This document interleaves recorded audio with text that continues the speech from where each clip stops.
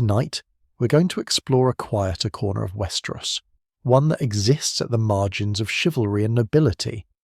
We'll journey alongside the knights who never held castles, who slept under hedges and stars, who carried their entire world in saddlebags and worn armour. These are the Hedge Knights, the wandering warriors, the masterless men who swore the same vows as lords, but owned nothing but their swords and their honour. We'll discover what it meant to be a knight without land, to serve ideals without a lord to serve, to maintain dignity while begging for bread. And we'll contemplate the freedom and loneliness of the dusty road, the tournaments that could make or break a man, the thin line between honour and survival. But don't worry, this isn't going to be a tale of endless hardship and defeat, though hardship there certainly was. Instead, we'll move slowly and carefully through the world of wandering knighthood, examining the daily realities, the famous and forgotten alike, the philosophy of service without belonging. By the end, I think you'll find that these knights reveal something essential about what honour means when stripped of all privilege and pretense. If you enjoy these calm explorations of the margins and the overlooked, a like and subscribe really helps reach others seeking the same peaceful way to end their day. And to those already subscribed, thank you for being part of this community. Your presence makes these journeys more meaningful, so settle in, let your shoulders drop, take a slow breath and feel it move through you. And let's begin our slow drift through the world of knights who never held land. There's nowhere you need to be, nothing you need to do. Just listen and let the story of dusty roads, worn armour, and wandering honour unfold before you like a map being slowly unrolled across a table. The world can wait. For now, there are only the Hedge Knights and the quiet space you've made for yourself tonight. Before we can understand who Hedge Knights were, we need to understand what they were not, and that requires looking at the structure of knighthood itself, at the hierarchy that separated those who held land from those who only held swords. It's a distinction that might seem simple on the surface, but as we examine it more closely, as we turn it over and consider it from different angles, we'll find it reveals much about power, legitimacy, and belonging in the world of Westeros. Knighthood itself was a complicated thing, more complicated than the songs and stories suggest. At its most basic level, a knight was a warrior who had been formally dubbed, who had taken vows, who had been admitted into an order of fighting men bound by codes of conduct and mutual recognition. The ceremony of knighting was sacred, conducted before witnesses, often before a sept and the seven. Though in the north, where the old gods still held sway, the ritual might be simpler, more practical, though northerners largely didn't practice knighthood at all, preferring their own traditions. Any knight could make a knight. This was the crucial rule, the one that would matter enormously for our Hedge Knights. You didn't need to be a king or a lord, didn't need lands or titles. If you were a knight yourself, you could bestow knighthood on another. This democratic aspect of the institution was unusual in the rigidly hierarchical world of Westeros. It meant that a landless wanderer, if he had been properly knighted himself, had the same authority to create new knights as the greatest lord in the realm. In practice, of course, a knighthood bestowed by a Hedge Knight carried less weight than one bestowed by a famous lord, but technically, legally, it was just as valid. The vows of knighthood were taken seriously, at least in theory. A knight swore to defend the weak, to protect women and children, to uphold justice, to serve faithfully, to be brave in battle, to be merciful to the defeated, to honour the seven if he followed that faith. These were the ideals, the standards against which all knights would be measured, though we might note that many knights failed to live up to them, and that the protection promised to the weak often extended only to those the powerful deemed worthy of protecting. But within the broad category of knight, there were significant distinctions of rank and circumstance. At the top of the hierarchy stood the landed knights, men who held keeps and lands in their own right, who had villages and tenants, who collected rents and dispensed justice. These were the knights who appeared in the songs, who had coats of arms and family histories, who could pass their lands to their sons. They were lords in all but name, and sometimes they were lords in name as well, holding lordships over smaller territories. Below them, though not necessarily less respected, were the household knights. These were men who served in the retinues of greater lords, who lived in their castles, who trained their men-at-arms, who commanded in their wars. A household knight might be very skilled, very trusted, very well rewarded. He might have his own apartments in the castle, a fine horse, good armour, respect and comfort. What he didn't have was land of his own, independence, a household of his own to command. He was bound to his lord, supported by his lord's resources, dependent on his lord's continued favour. And then, at the bottom of the knightly hierarchy, existing at its margins, barely within its boundaries at all, were the Hedge Knights. The term itself was revealing, even cruel in its implications. A hedge knight was a knight who slept under hedges, who had no castle to shelter in, no lord's hall to warm him, no roof but the sky. It was a name that acknowledged poverty, that emphasised the absence of what other knights took for granted. Some preferred the term knight-errant, which had a more romantic sound, suggesting a choice to wander, an adventurous spirit rather than simple destitution. But the common people called them hedge knights, and the name stuck. What distinguished a hedge knight from other knights was primarily economic circumstance. A hedge knight owned no land, served no particular lord on a permanent basis, and wandered from place to place seeking employment, opportunities, and survival. He might be just as skilled as a household knight, might have been knighted by just as legitimate an authority, might uphold his vows just as faithfully, but he had no regular income, no stable position, no place in the social order beyond the bare fact of his knighthood itself. The path to becoming a hedge knight varied widely. Some were the younger sons of poor knights, men who inherited their father's knighthood but not his land, which went to an older brother. These men had been raised in the knightly tradition, had learned sword-play and riding, had absorbed the codes and expectations, but had no patrimony to sustain them. They took to the road because there was nowhere else for them to go. Others were the squires of hedge knights themselves, boys who had served wandering masters, who had learned the trade of knighthood on the road rather than in a castle. When their knight died or decided the boy was ready, he would be dubbed in some quiet place, perhaps under the branches of a tree, perhaps in a country sept with only the septon and the squire as witnesses. These new knights inherited nothing but their master's example, and perhaps his old armour, if they were lucky. Still others were household knights or landed knights who had fallen on hard times, who had lost their positions through misfortune, disfavour, or the death of their lord. A knight whose lord died without heirs might find himself suddenly masterless, his position dissolved, his comfortable life ended. A knight who offended his lord or who served on the losing side of a conflict might be dismissed, stripped of his position if not his knighthood itself. These fallen knights often became hedge knights, carrying with them the memory of better days and the resentment or resignation of their reduced circumstances. There was an important distinction, though, between hedge knights and other categories of wandering fighting men. A hedge knight was still a knight, still bound by his vows, still theoretically entitled to the respect and recognition his knighthood implied.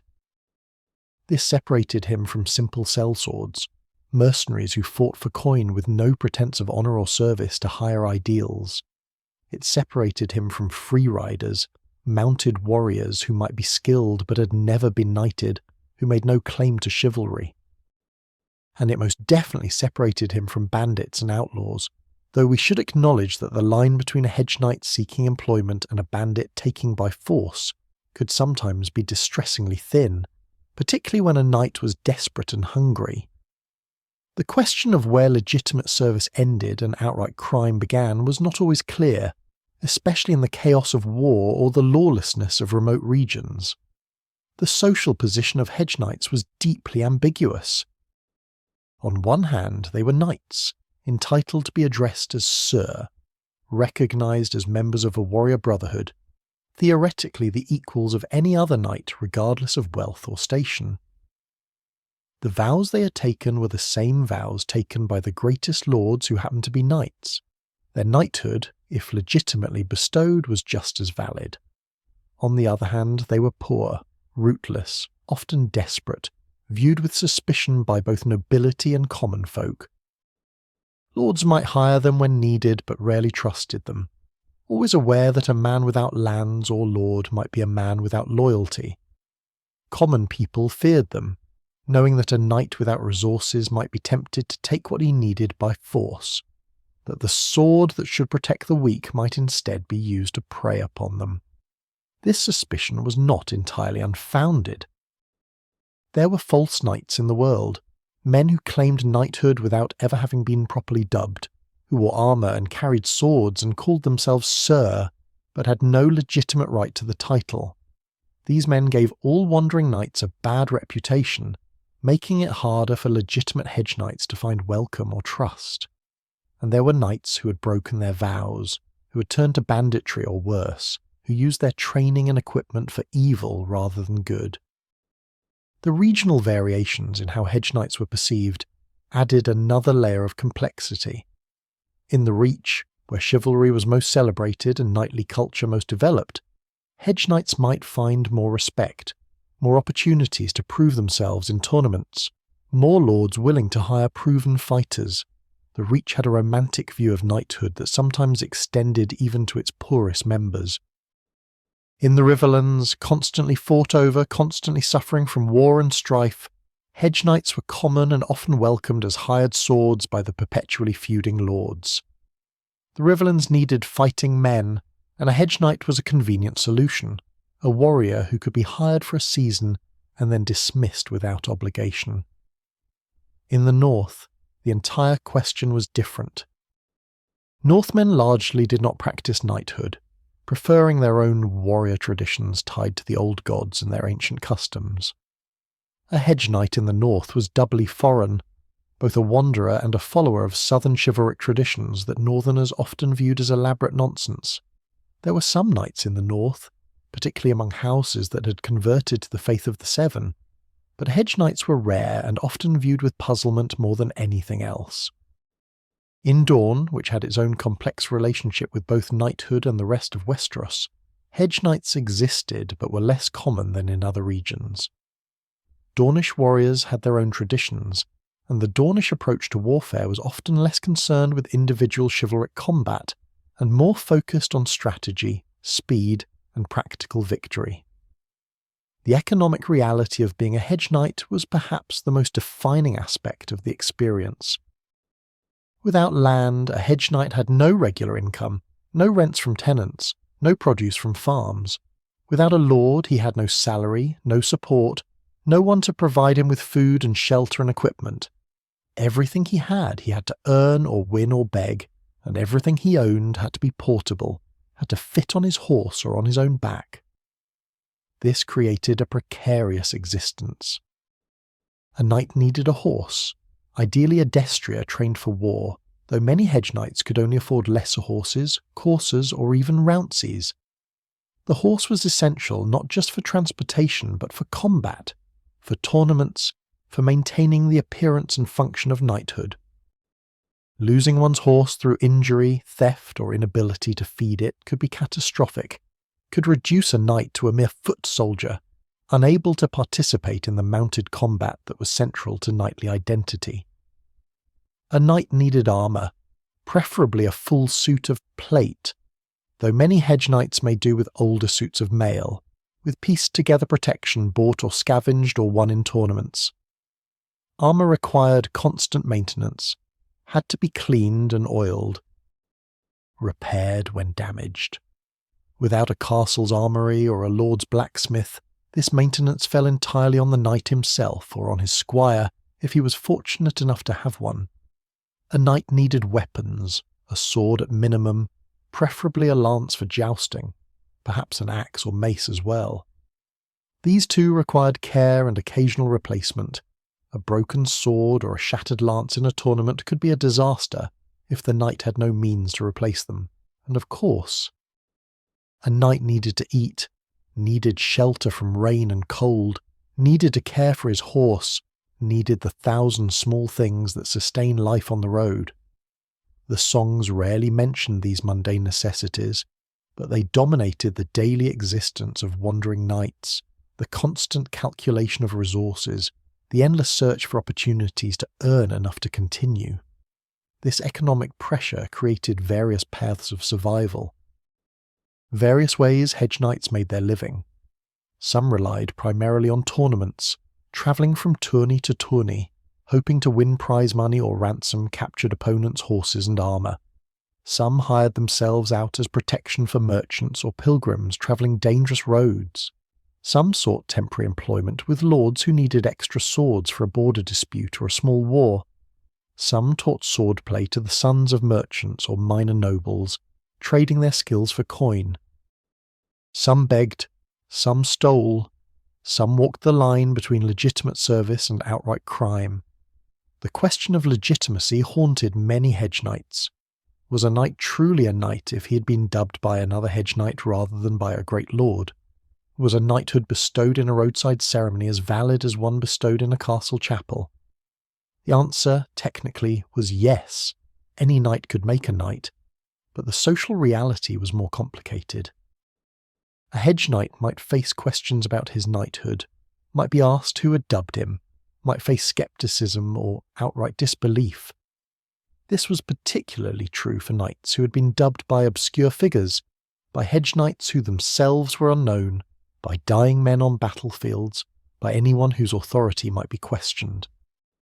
The uncertainty could be maddening for a man who had trained all his life, who had taken sacred vows, who tried to live by the codes of knighthood, only to have his very status questioned by those who judged legitimacy by wealth rather than by proper form. And yet, despite all these hardships and ambiguities, despite the poverty and suspicion and uncertainty, Hedge Knights persisted throughout Westerosi history.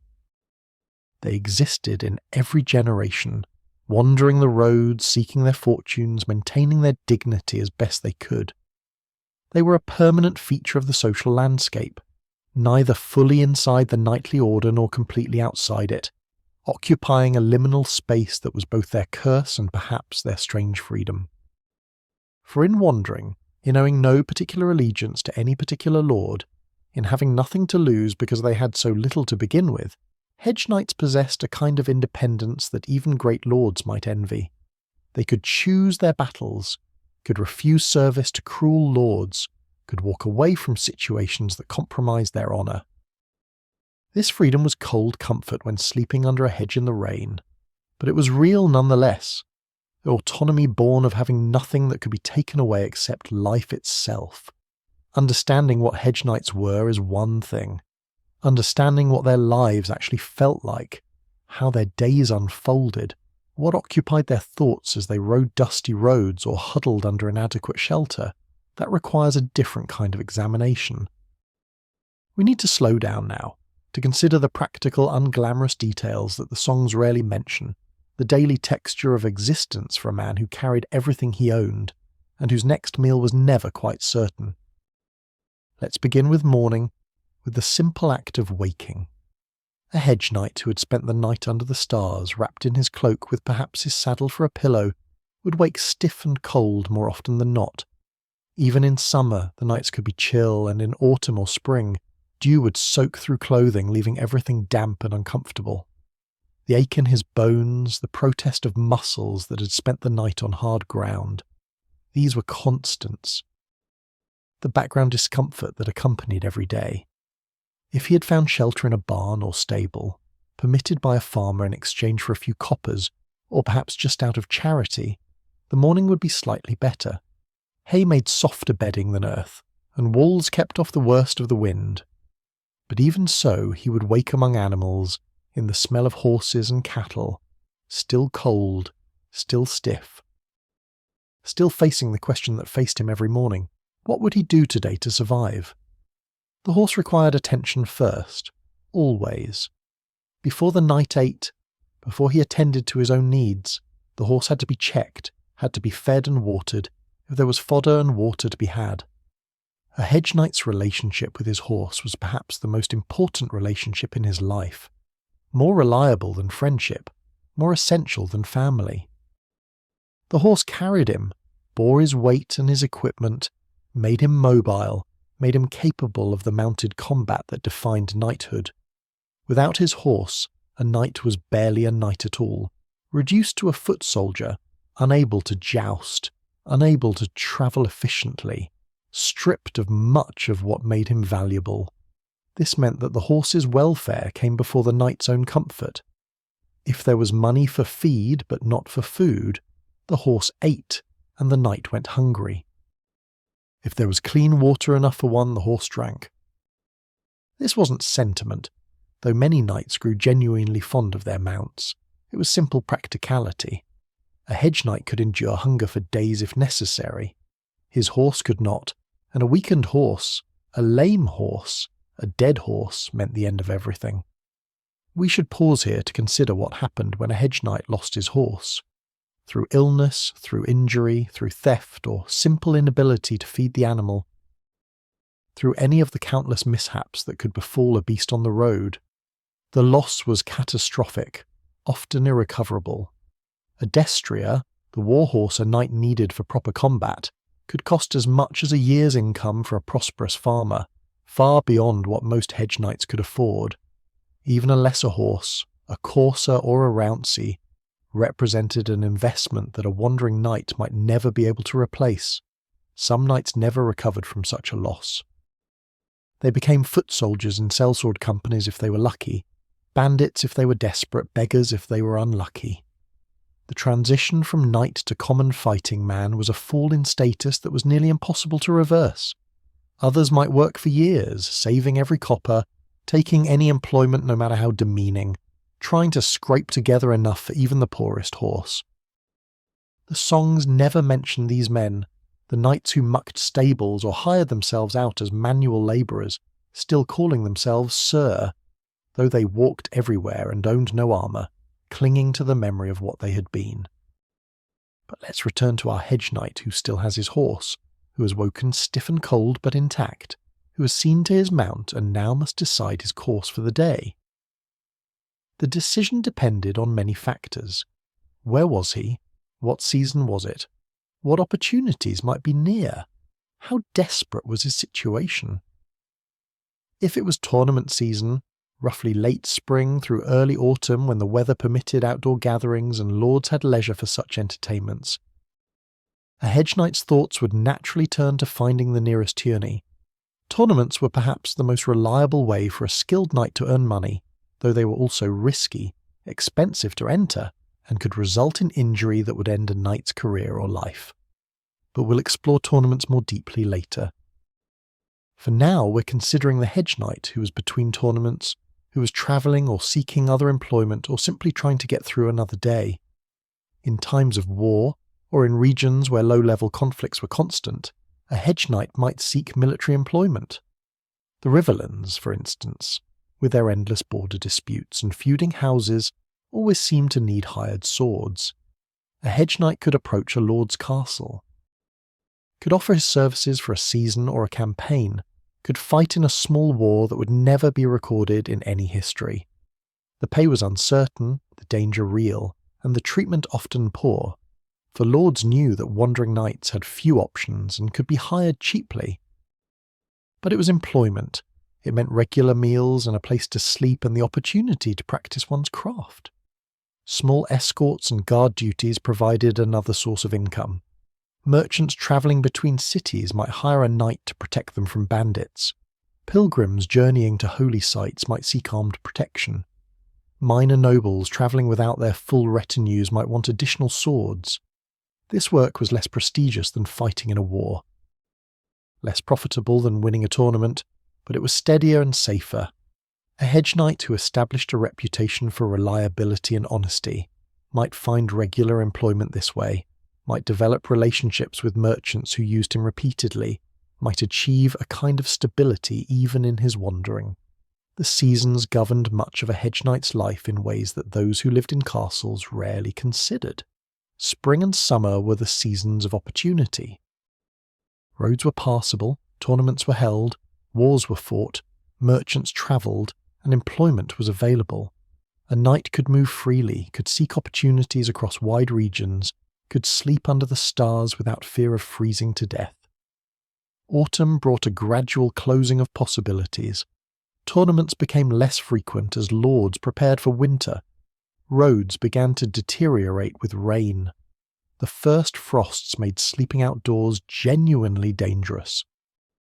Smart hedge knights began to seek more permanent arrangements as autumn progressed, looking for households that might hire them for the winter, or at least for positions that would keep them fed and sheltered until spring returned. Winter was the hardest season, and in Westeros, where winters could last for years, it was potentially catastrophic for wandering knights. When winter came, the roads became impassable with snow, tournaments ceased entirely, and most military operations halted. A hedge knight caught without shelter when winter fell was in genuine danger of death from cold or starvation. Many sought any position they could find, no matter how beneath their dignity. Others crowded into cities, trying to survive in slums and low quarters, their knighthood meaning nothing in the struggle to endure. Some simply died, frozen in ditches or starved in abandoned buildings, their bodies found when spring finally came. The smart ones, the fortunate ones, the ones who had planned ahead, secured positions in households before the worst weather arrived. They might serve as guards, as trainers of men-at-arms, as any role that would keep them fed and warm through the long cold. Their status as hedge knights was suspended for the duration of winter, to be resumed when the roads cleared and opportunity returned with the spring. Food and shelter were constant concerns, daily calculations that never quite disappeared from consciousness. A hedge knight learned to be frugal, to make a loaf of bread last 2 days, to water his wine, to recognize which plants could be eaten and which streams were safe to drink from. He learned which farmers might spare a meal in exchange for a blessing or a story, which innkeepers might allow him to sleep in the stable for free if he helped with the horses, which septs kept a pot of stew for travellers regardless of their ability to pay. The faith of the Seven, through its septons and sceptres, provided one of the few reliable sources of charity in Westeros. Most septs, even small country ones, maintained a tradition of offering food and shelter to travellers who asked in the name of the Seven. A hedge knight could usually find at least a night's shelter and a simple meal at a sept, though the accommodations were basic and the food plain. Some knights relied heavily on this charity, moving from sept to sept, while others used it only in desperation, pride making them reluctant to accept what felt like begging. Inns were available to those with coin, but hedge knights often couldn't afford them. A night in even a modest inn could cost several coppers, and that was just for a spot on the common room floor. A private room was far beyond most wandering knights' means. Food at an inn was similarly expensive. A hedge knight who stopped at an inn might nurse a single cup of ale for hours, sitting by the fire to warm himself, trying to make his small expenditure last as long as possible. Some innkeepers were kind to wandering knights, might offer reduced rates or allow them to work off their stay by helping in the stables or the yard. Others viewed hedge knights with suspicion, worried they might be bandits or troublemakers, refusing them service or charging inflated prices. A night's reception at any given inn depended on many factors: how prosperous the region was, whether there had been recent troubles with bandits or false knights, how the knight presented himself, whether he had coin to show. The rare kindness of nobles could transform a hedge knight's circumstances, at least temporarily. A generous lord might allow a passing knight to share the dinner table, to sleep in the castle rather than the stables, to refresh himself with good food and decent wine and conversation with educated people. These moments were precious, both for the physical comfort they provided and for the psychological relief of being treated as an equal. As a fellow knight rather than as a beggar or potential threat. But such kindness was rare and unpredictable. Most lords had no interest in entertaining poor knights, and many actively discouraged hedge knights from approaching their castles at all. The reception a wandering knight received from nobility was a constant reminder of his marginal status. of the fact that his knighthood alone, without lands or wealth to support it, meant very little in the practical workings of the social order. Equipment maintenance was a never-ending concern, one that occupied significant time and attention. Armour had to be cleaned after every use, had to be oiled to prevent rust, had to be checked for damage. Mail required particular attention, as rust could spread quickly through linked rings, and a rusty mail shirt was not just unsightly but dangerous, as rust weakened the metal and made it more likely to fail in combat. Plate armour. If a hedge knight was fortunate enough to own any, required less constant maintenance but needed immediate attention when damaged, and finding a smith skilled enough to repair plate armour and affording his services could be nearly impossible for a wandering knight. Weapons needed similar care. Swords had to be sharpened, oiled, checked for nicks and cracks. A damaged sword was not just ineffective but dangerous to its wielder, as a cracked blade could shatter in combat, and a dull sword was nearly useless against armour. Lances, essential for jousting, were consumable items that broke frequently and had to be replaced. A hedge knight might make his own if he had the skill and could find suitable wood, or he might have to purchase new ones. Adding to his constant expenses, the informal networks and codes among hedge knights provided crucial support in this difficult life. Wandering knights who encountered each other on the road might share information about which lords were hiring, which tournaments were approaching, which roads were safe and which were troubled by bandits. They might share a campfire and a meal, pooling meagre resources, finding comfort in companionship with someone who understood their circumstances. There was an unspoken code, a mutual recognition that all hedge knights were in the same difficult situation, that today's competitor might be tomorrow's ally. The kindness offered would likely be repaid somewhere down the road. A knight who had won a tournament purse might buy dinner for less fortunate fellows. One who had extra equipment might loan, or even give it to another in need. These acts of solidarity were not purely altruistic. They were investments in a network of mutual support. Recognition that fortune was fickle, and that the man you helped today might be the one who helped you tomorrow.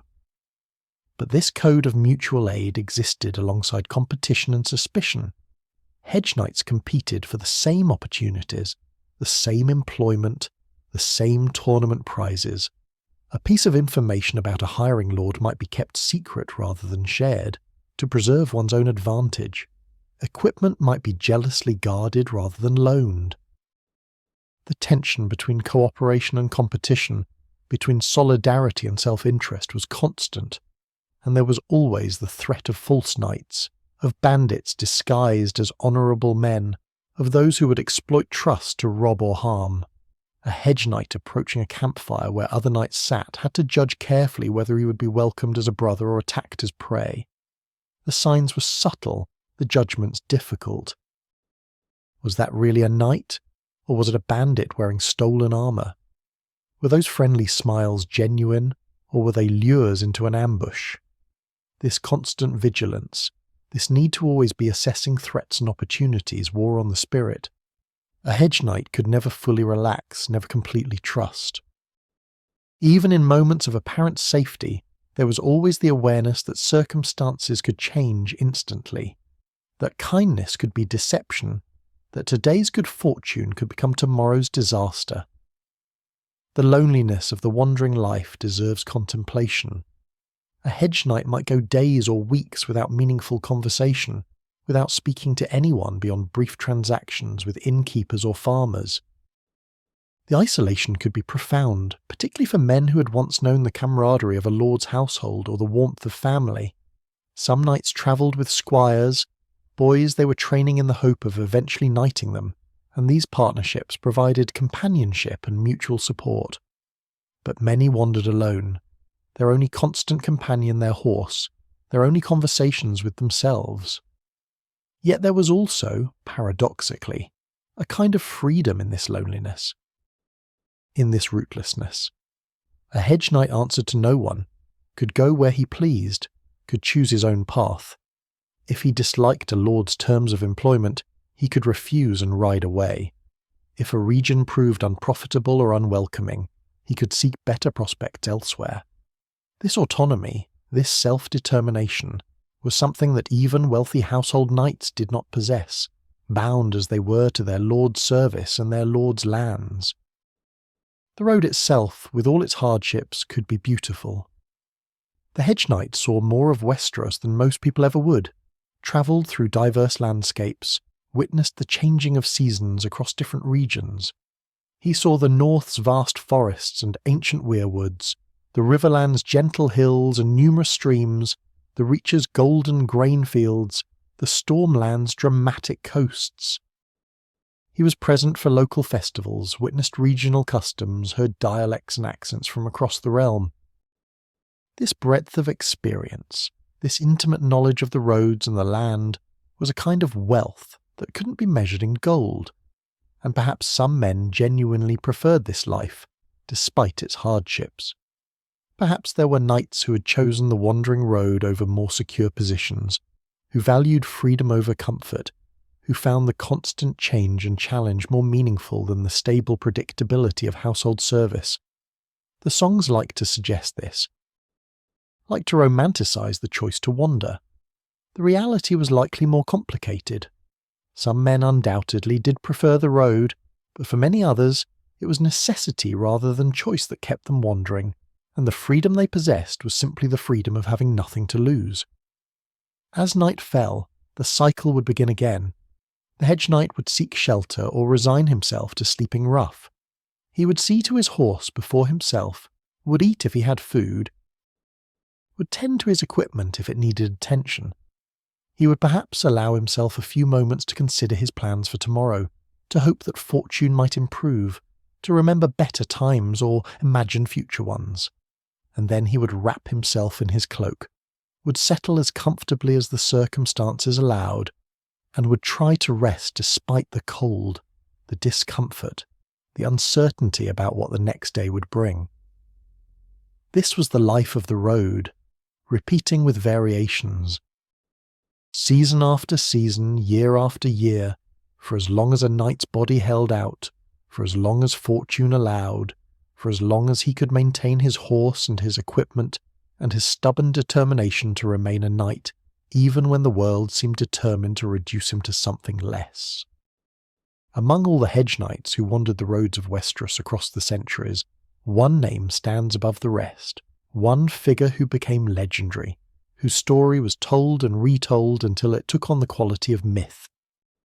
Ser Duncan the Tall, called Dunk, is perhaps the only Hedge Knight whose name every educated person in Westeros would recognise, whose adventures were recorded in detail, whose life we can examine not just as an example of the Wandering Knight's experience, but as a specific documented journey from the lowest margins of knighthood to the highest honours.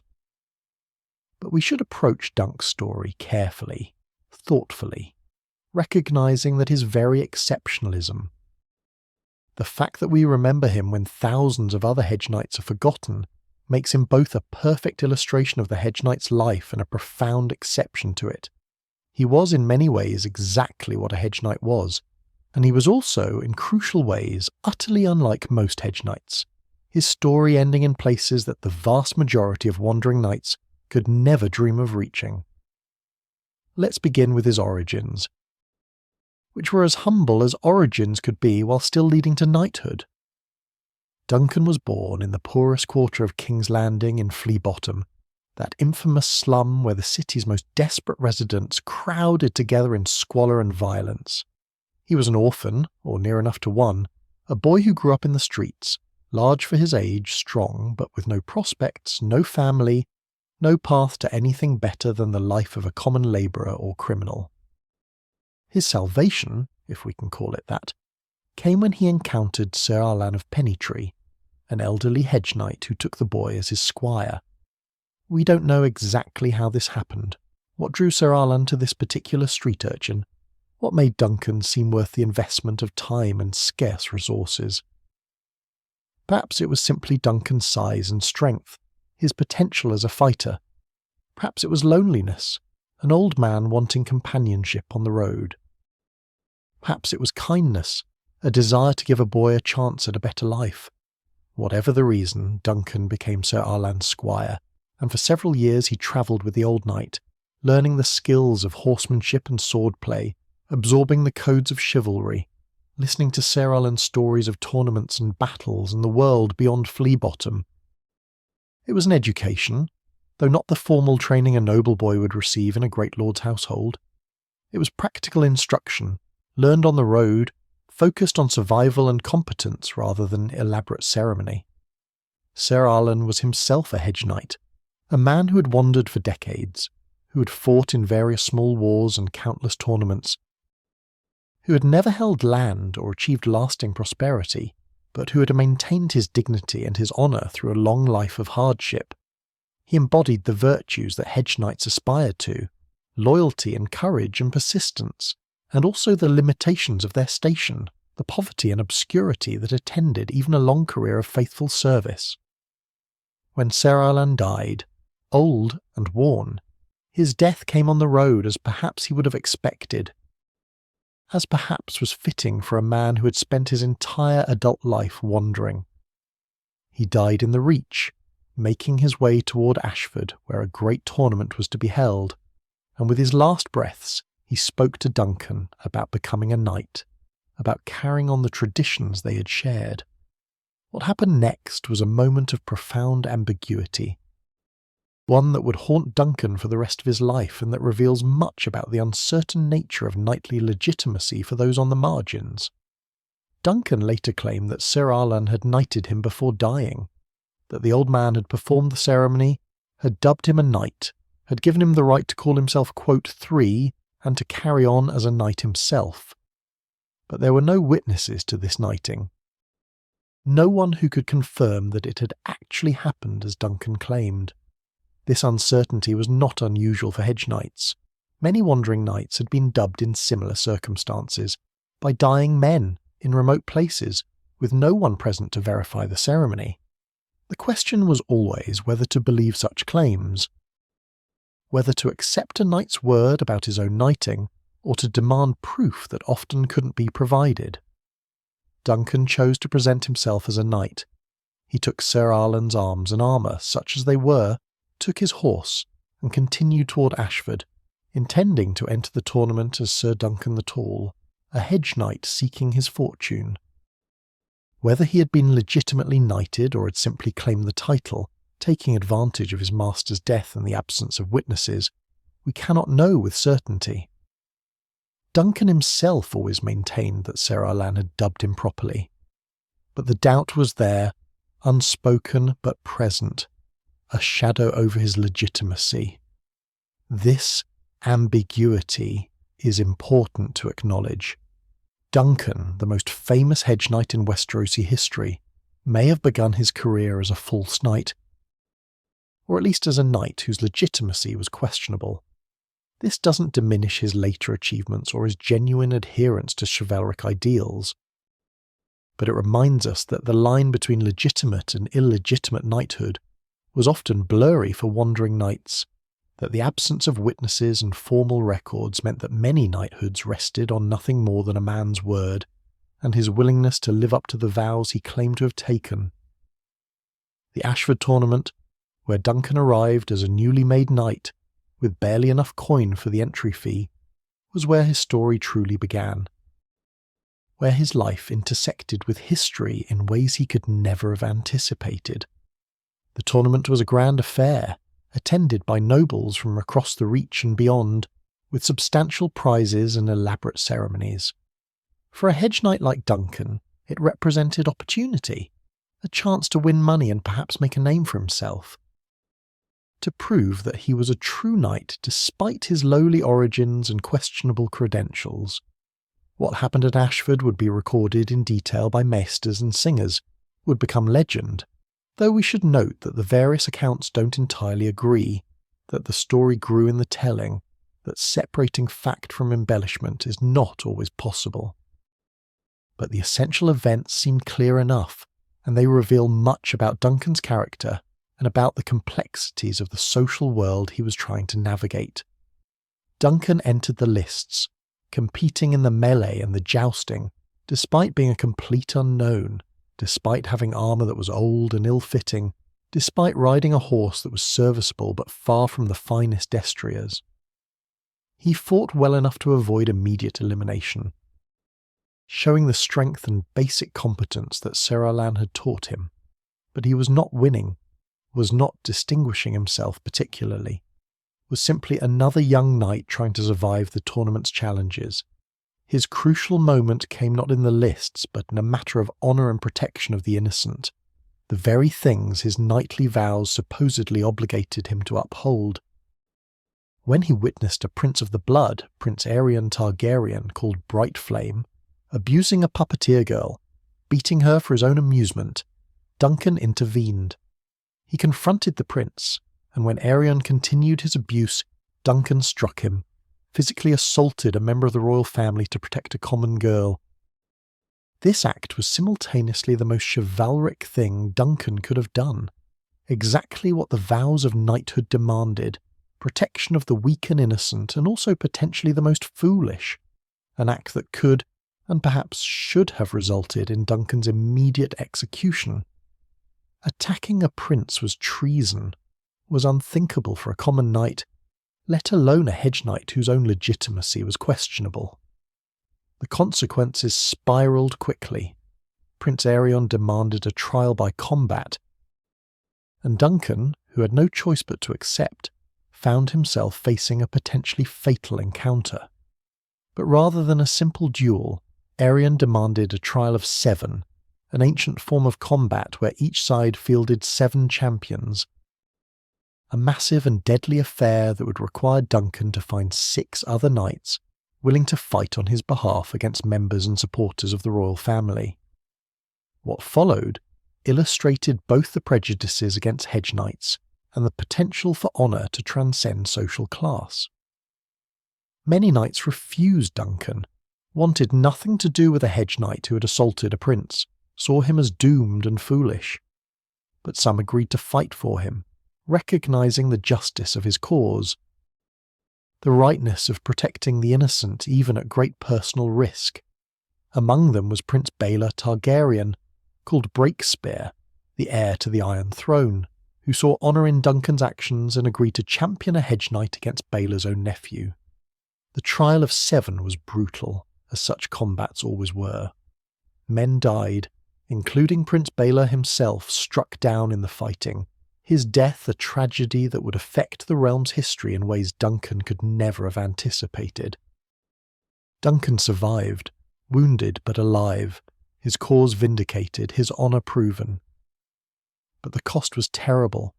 The death of a prince whose kindness and wisdom were widely admired, whose loss was mourned throughout the realm.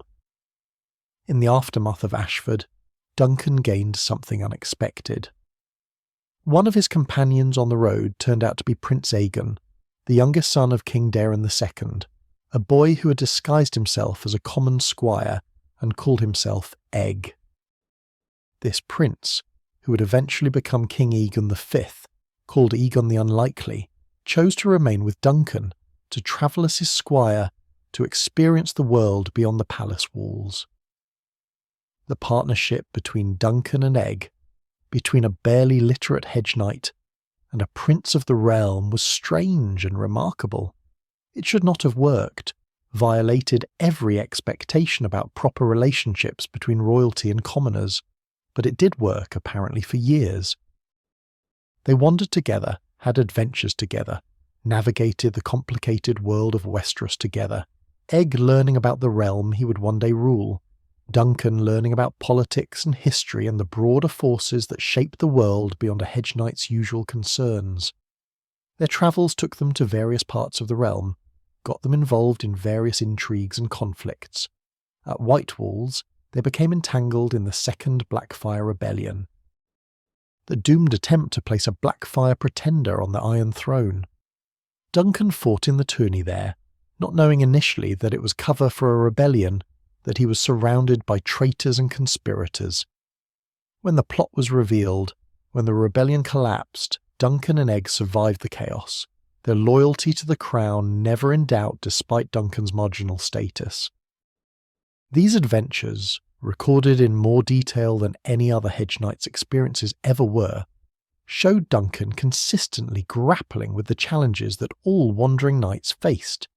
He was perpetually short of money, constantly worried about maintaining his equipment and feeding his horse. He was frequently treated with suspicion or contempt by nobles who saw only a large, simple Hedge Knight rather than recognising his genuine honour and capabilities. He struggled with questions of legitimacy and belonging, never quite sure where he fit in a social order that had little place for men like him. But Duncan also demonstrated the virtues that the ideal of knighthood was supposed to embody. He was loyal, refusing to abandon Egg even when the boy's royal identity was revealed. Even when staying with him meant accepting service to the crown in a way that compromised Duncan's independence. He was brave, willing to fight for what was right regardless of the personal cost. He was merciful, showing compassion even to enemies. And he was honest, perhaps sometimes too honest, his inability to engage in courtly deception both a strength and a weakness. His size was remarkable, worth noting because it was so frequently mentioned. He stood nearly 7 feet tall, a giant of a man, and this physical presence made him memorable, made him intimidating in combat, but also made him awkward in social situations, too large for most doors and chairs, unable to blend into crowds. His nickname, Duncan the Tall, was simply descriptive, but it became his identity, the way people remembered and referred to him. His reputation for being _quote, _4_ was less flattering. A suggestion that he was slow-witted, simple, not particularly clever, and there was perhaps truth to it. Duncan was not educated in the way nobles were, could barely read, struggled with complex political manoeuvring. But this apparent simplicity was also a kind of clarity, an ability to see moral questions directly without being clouded by sophistication or cynicism. He knew what honour required, and he tried to do it, even when cleverer men might have found ways to avoid difficult choices. As years passed and Prince Aegon grew to manhood, Duncan's status gradually changed. When Aegon became king, unexpectedly, after the tragedy at Summerhall where much of the royal family died in a fire, Duncan was elevated to the Kingsguard, the 7 knights sworn to protect the king with their lives. A Hedge Knight, a man who had slept under hedges and begged for meals, became one of the highest honours a knight could achieve, wearing the white cloak and serving in the most prestigious military brotherhood in the realm. This elevation was extraordinary, perhaps unique in the history of the Kingsguard. Typically, members were chosen from the finest knights of noble houses, men with distinguished lineages and proven valour in famous battles. Duncan had none of these credentials beyond his relationship with Aegon and his proven loyalty over years of wandering together. His appointment represented a validation of the idea that knighthood itself, the adherence to vows and ideals, mattered more than birth or wealth. But it also highlighted how exceptional Duncan was, how unlike other Hedge Knights, how his story could not be replicated by ordinary wandering knights, no matter how honourable they might be. Duncan eventually became Lord Commander of the Kingsguard, the highest position within that brotherhood, commanding the protection of King Aegon V. He died at Summerhall apparently in the same fire that killed Aegon and many others, the details lost in the tragedy and confusion of that disaster.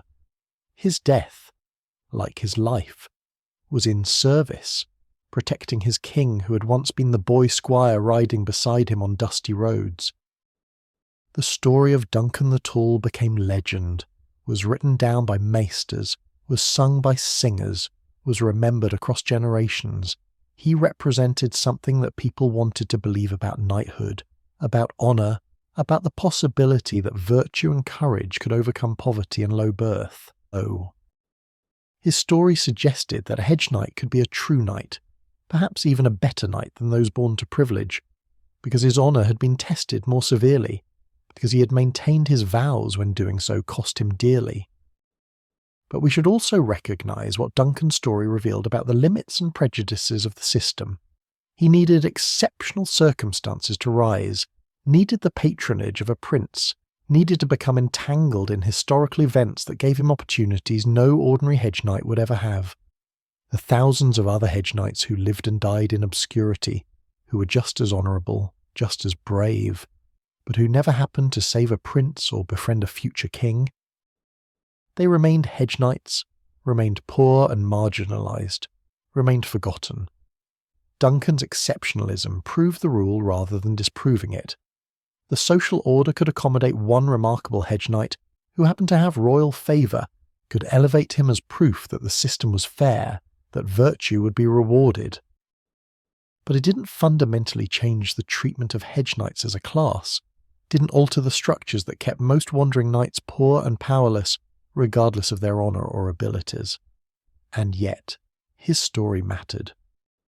It provided hope perhaps to other hedge knights, the possibility that dedication to one's vows might be recognised, that honour itself had value beyond material reward. It provided an example of what knighthood could mean when stripped of wealth and pretense, when reduced to its essential elements of courage and service and protection of the innocent. And it gave the realm a figure to celebrate. A knight who had embodied ideals that even the greatest lords often fail to uphold. Duncan the Tall was, in the end, both the most typical and the most exceptional of hedge knights. Typical in his poverty, his struggles, his daily battles with hunger and cold and social contempt. Exceptional in his ultimate fate, in his rise to the highest honours, in his friendship with a king. In his remembrance, his story illuminates the hedge knight's experience precisely because he was both so representative and so unusual, because in him we can see both the common reality of wandering knighthood and its highest aspirations. Duncan's story included tournaments, of course, those great gatherings where knights competed for glory and gold, where reputations were made and destroyed in a single day. But to truly understand the hedge knight's relationship with tournaments, we need to step back from Duncan's exceptional experiences and examine the institution more broadly, more carefully, considering how tournaments functioned economically and socially, what they offered to wandering knights and what they demanded in return. Tournaments were, in many ways, the centre of a hedge knight's professional life, the events around which much of the wandering year was organised. They offered the possibility of substantial winnings, the opportunity to demonstrate skill before potential employers, the chance to gain reputation and recognition. But they also required investment, carried serious risks, and often reinforced rather than challenged the social hierarchies that kept hedge knights at the margins. Let's begin with the economics, because the economic reality of tournaments shaped everything else about how hedge knights experienced them. A tournament was not free to enter, not open to any man with a sword and a horse. There were fees, costs that had to be paid before a knight could participate, and these fees varied depending on the tournament's prestige and the events in which one wished to compete. For a great tournament like the one at Ashford where Duncan first made his name, the entry fee might be a gold dragon or more, a sum that represented a significant portion of a hedge knight's annual income, if indeed he had anything that could be called an annual income. For smaller, local tournaments, the fees might be measured in silver stags or even copper pennies. More accessible but also offering smaller prizes. A hedge knight had to calculate carefully whether he could afford the entry fee, whether his chances of winning were good enough to justify the investment, whether the potential return was worth the very real risk that he might pay to enter and leave with nothing. This meant that many hedge knights arrived at tournaments already in debt, having borrowed or begged or scraped together the entry fee, gambling that they would win enough to repay what they owed and perhaps have something left over. The pressure this created was immense. A knight who had borrowed his entry fee from a merchant or another knight, who had promised to repay from his winnings, couldn't afford to fight cautiously, to protect himself. He had to win or face the consequences of unpaid debts, consequences that might include losing his horse or armour, the tools of his trade, the foundation of his identity as a knight. The prize structures varied widely. Some tournaments offered substantial cash prizes, purses of gold dragons that could support a knight for months or even years if he were frugal. Others relied more on the traditional system of ransoms, where the victor in a joust or melee could claim the loser's horse, armour and weapons, either keeping them for his own use or returning them for a cash payment. This ransom system had ancient roots in knightly culture, was considered an honourable aspect of tournament combat, but it created a winner-take-all dynamic that could be devastating for the losers. A hedge knight who lost his horse in a tournament, who couldn't afford to ransom it back, might find himself unable to continue competing, unable to travel efficiently, reduced almost overnight from knight to foot soldier. We've discussed before what losing one's horse meant for a wandering knight.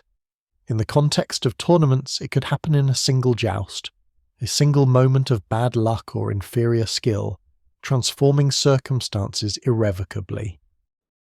The melee was perhaps the most important event for hedge knights, the competition where their chances of success were highest. A melee was a mass combat, dozens or even hundreds of knights fighting together, either as individuals or in teams, until only a few remained undefeated. It was chaotic, violent, dangerous, but it rewarded different skills than the joust, skills that hedge knights often possessed in abundance. In a melee, pure fighting ability mattered more than the pageantry and precision of jousting. A strong knight with good instincts and hard-won experience could succeed, even if he lacked the finest armour or the most expensive horse. The confusion of mass combat could level some of the advantages that wealth provided, could allow a skilled commoner to defeat a lesser noble whose equipment was superior but whose training had been less practical. Many hedge knights focused primarily on melees, entering the joust only when required or when they felt particularly confident, knowing that the melee gave them the best odds of winning something. The prizes for melees were often less substantial than for jousting, but they were also more distributed. In a large melee, there might be prizes for the top 10 or 20 finishers, not just the ultimate victor. This meant that a hedge knight didn't have to win outright to gain something, could earn a few gold dragons or silver stags for a strong performance, even if he didn't emerge triumphant. This distribution of rewards made melees more accessible, more democratic in a sense, though we should note that the greatest prizes still went to the victors, still tended to flow toward those who were already successful and well equipped. The joust was more problematic for hedge knights, more clearly structured to favour the wealthy and well-born. Jousting required specialised equipment, lances that broke frequently and had to be replaced, armour designed specifically for mounted combat, a horse trained for the precise movements of the joust. All of this was expensive, more expensive than many hedge knights could afford. A wandering knight might have adequate equipment for general combat, for melees and actual warfare, but lack the specialised gear that gave jousters their best chance of success. Moreover, jousting was the most prestigious event, the one that attracted the most attention from noble spectators, the one that conferred the most glory on its victors. The champion of the joust was celebrated, might be invited to dine with lords, might receive offers of employment or patronage. But this very prestige meant that the competition was fierce, that the finest knights from the greatest houses all competed, that a hedge knight was facing opponents with superior equipment, superior training, and often superior horses. Still, some hedge knights did compete in jousts, did occasionally triumph against better equipped opponents. Skill mattered, as did luck, as did the willingness to take risks that more cautious nobles might avoid. A hedge knight who had nothing to lose might fight more aggressively, might attempt manoeuvres that were dangerous but potentially devastating, might surprise an overconfident noble who expected an easy victory. These upsets, when they happened, were celebrated, were sung about, were remembered precisely because they violated expectations, because they suggested that birth and wealth didn't guarantee victory. The great tournaments, the ones attended by royalty and the highest nobility, were spectacles of pageantry and wealth that hedge knights could observe but rarely fully participate in.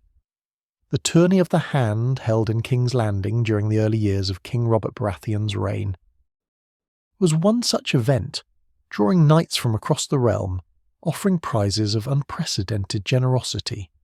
Thousands gathered to watch and compete, and among them were surely many Hedge Knights, hoping for their chance at glory and gold.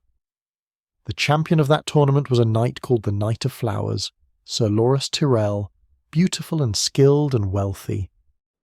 Exactly the sort of noble champion that tournaments were designed to celebrate, but competing alongside him were numerous lesser knights, including wandering men whose names weren't recorded, who fought bravely and lost, who returned to the road with nothing but their wounds and their memories of having jousted before the king. Smaller tournaments, local affairs sponsored by minor lords or held in market towns, were more accessible to Hedge Knights, and more important to their actual survival. These events might offer prizes of only a few gold dragons, might attract only a few dozen competitors, might lack the pageantry and glamour of great tournaments. But they also had lower entry fees, less overwhelming competition, and a greater chance that a skilled Hedge Knight might actually win something substantial enough to matter.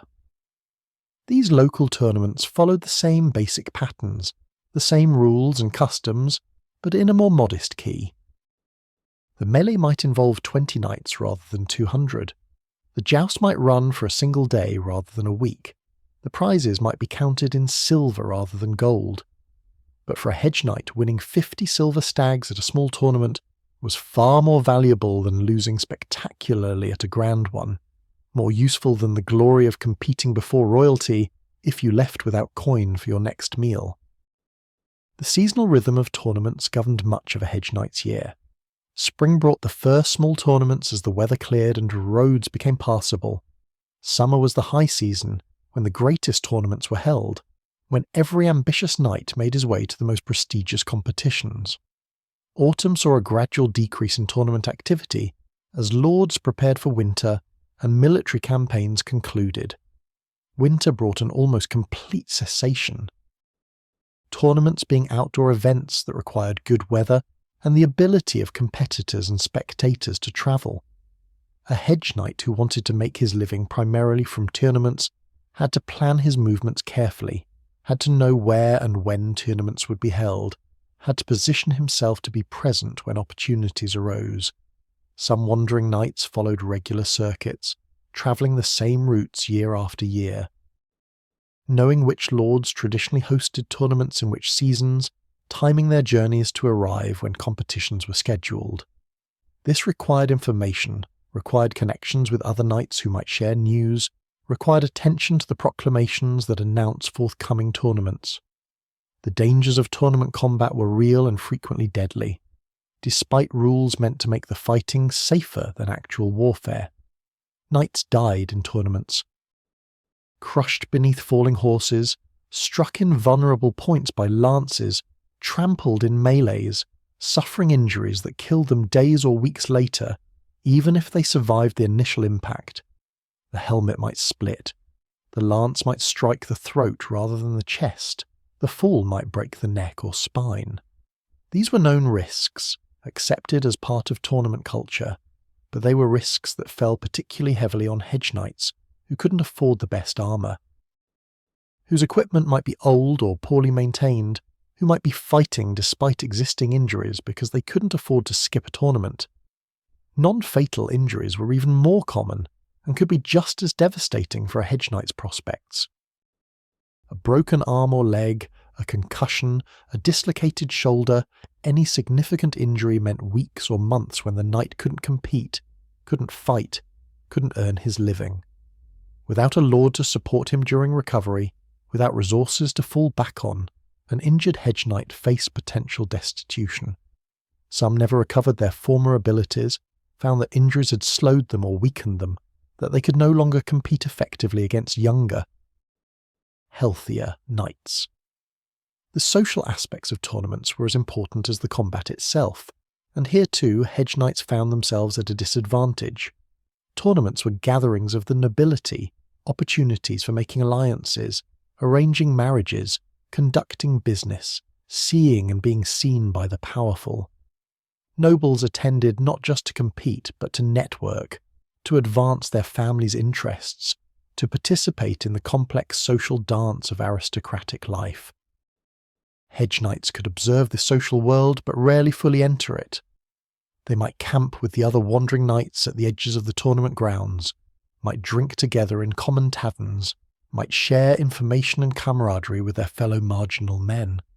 But they were not invited to the great feasts, not included in the private meetings where alliances were forged and positions offered.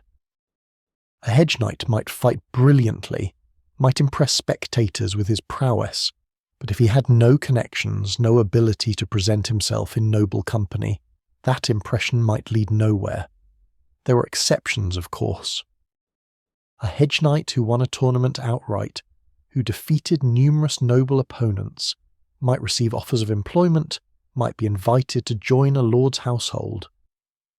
Duncan's experience at Ashford, though complicated by the trial of 7, illustrated how tournament success could open doors, could lead to recognition and opportunity. But these exceptions were rare enough to be remarkable, to be recorded and remembered precisely because they violated the normal pattern where tournament success by commoners was acknowledged but not substantially rewarded. The question of cheating in tournaments deserves consideration, as it was a persistent problem that particularly affected hedge knights. False knights sometimes entered tournaments, men who claimed knighthood but had never been properly dubbed, who participated in hopes of winning prizes or simply in the chaos of melees where their lack of credentials might not be noticed. These false knights were dangerous, not just because they violated the sacred nature of knighthood, but because they gave all hedge knights a bad reputation, made tournament organisers suspicious of any unknown knight whose credentials couldn't be easily verified. More common was cheating that fell into grey areas, actions that violated the spirit of tournament rules without quite breaking their letter. Bribing judges, arranging for opponents to withdraw, using equipment that exceeded the permitted specifications, striking opponents in ways that were technically forbidden but hard for judges to observe in the chaos of combat. Wealthy knights could sometimes get away with such cheating through their connections and status. Hedge knights rarely could, being watched more carefully, judged more harshly, assumed to be dishonest until proven otherwise. Some hedge knights responded by developing reputations for scrupulous honesty, for adherence to rules even when bending them might have brought advantage. This integrity could become a kind of brand, a way of distinguishing oneself from false knights and cheaters, of building trust with tournament organisers who might then welcome the knight to future events. But others, desperate and unable to compete on even terms with better equipped opponents, might cut corners, might engage in the same marginal cheating they condemned in others, justifying it as necessary for survival. Regional variations in tournament culture affected how hedge knights fared in different parts of the realm. The Reach, with its strong chivalric traditions and its celebration of knighthood, held more tournaments than any other kingdom, offered more opportunities for wandering knights to compete and potentially prosper. The culture of the Reach was more accepting of tournaments as legitimate paths to recognition, more willing to celebrate skill regardless of its social origin, though this acceptance had limits and rarely translated into fundamental changes in social position. The Riverlands, given their strategic position and constant conflicts, held frequent smaller tournaments and offered ready employment to competent fighters, but the chaos of the region meant that tournaments were often less organised, more violent, more likely to shade into actual combat as old feuds erupted during supposedly friendly competition.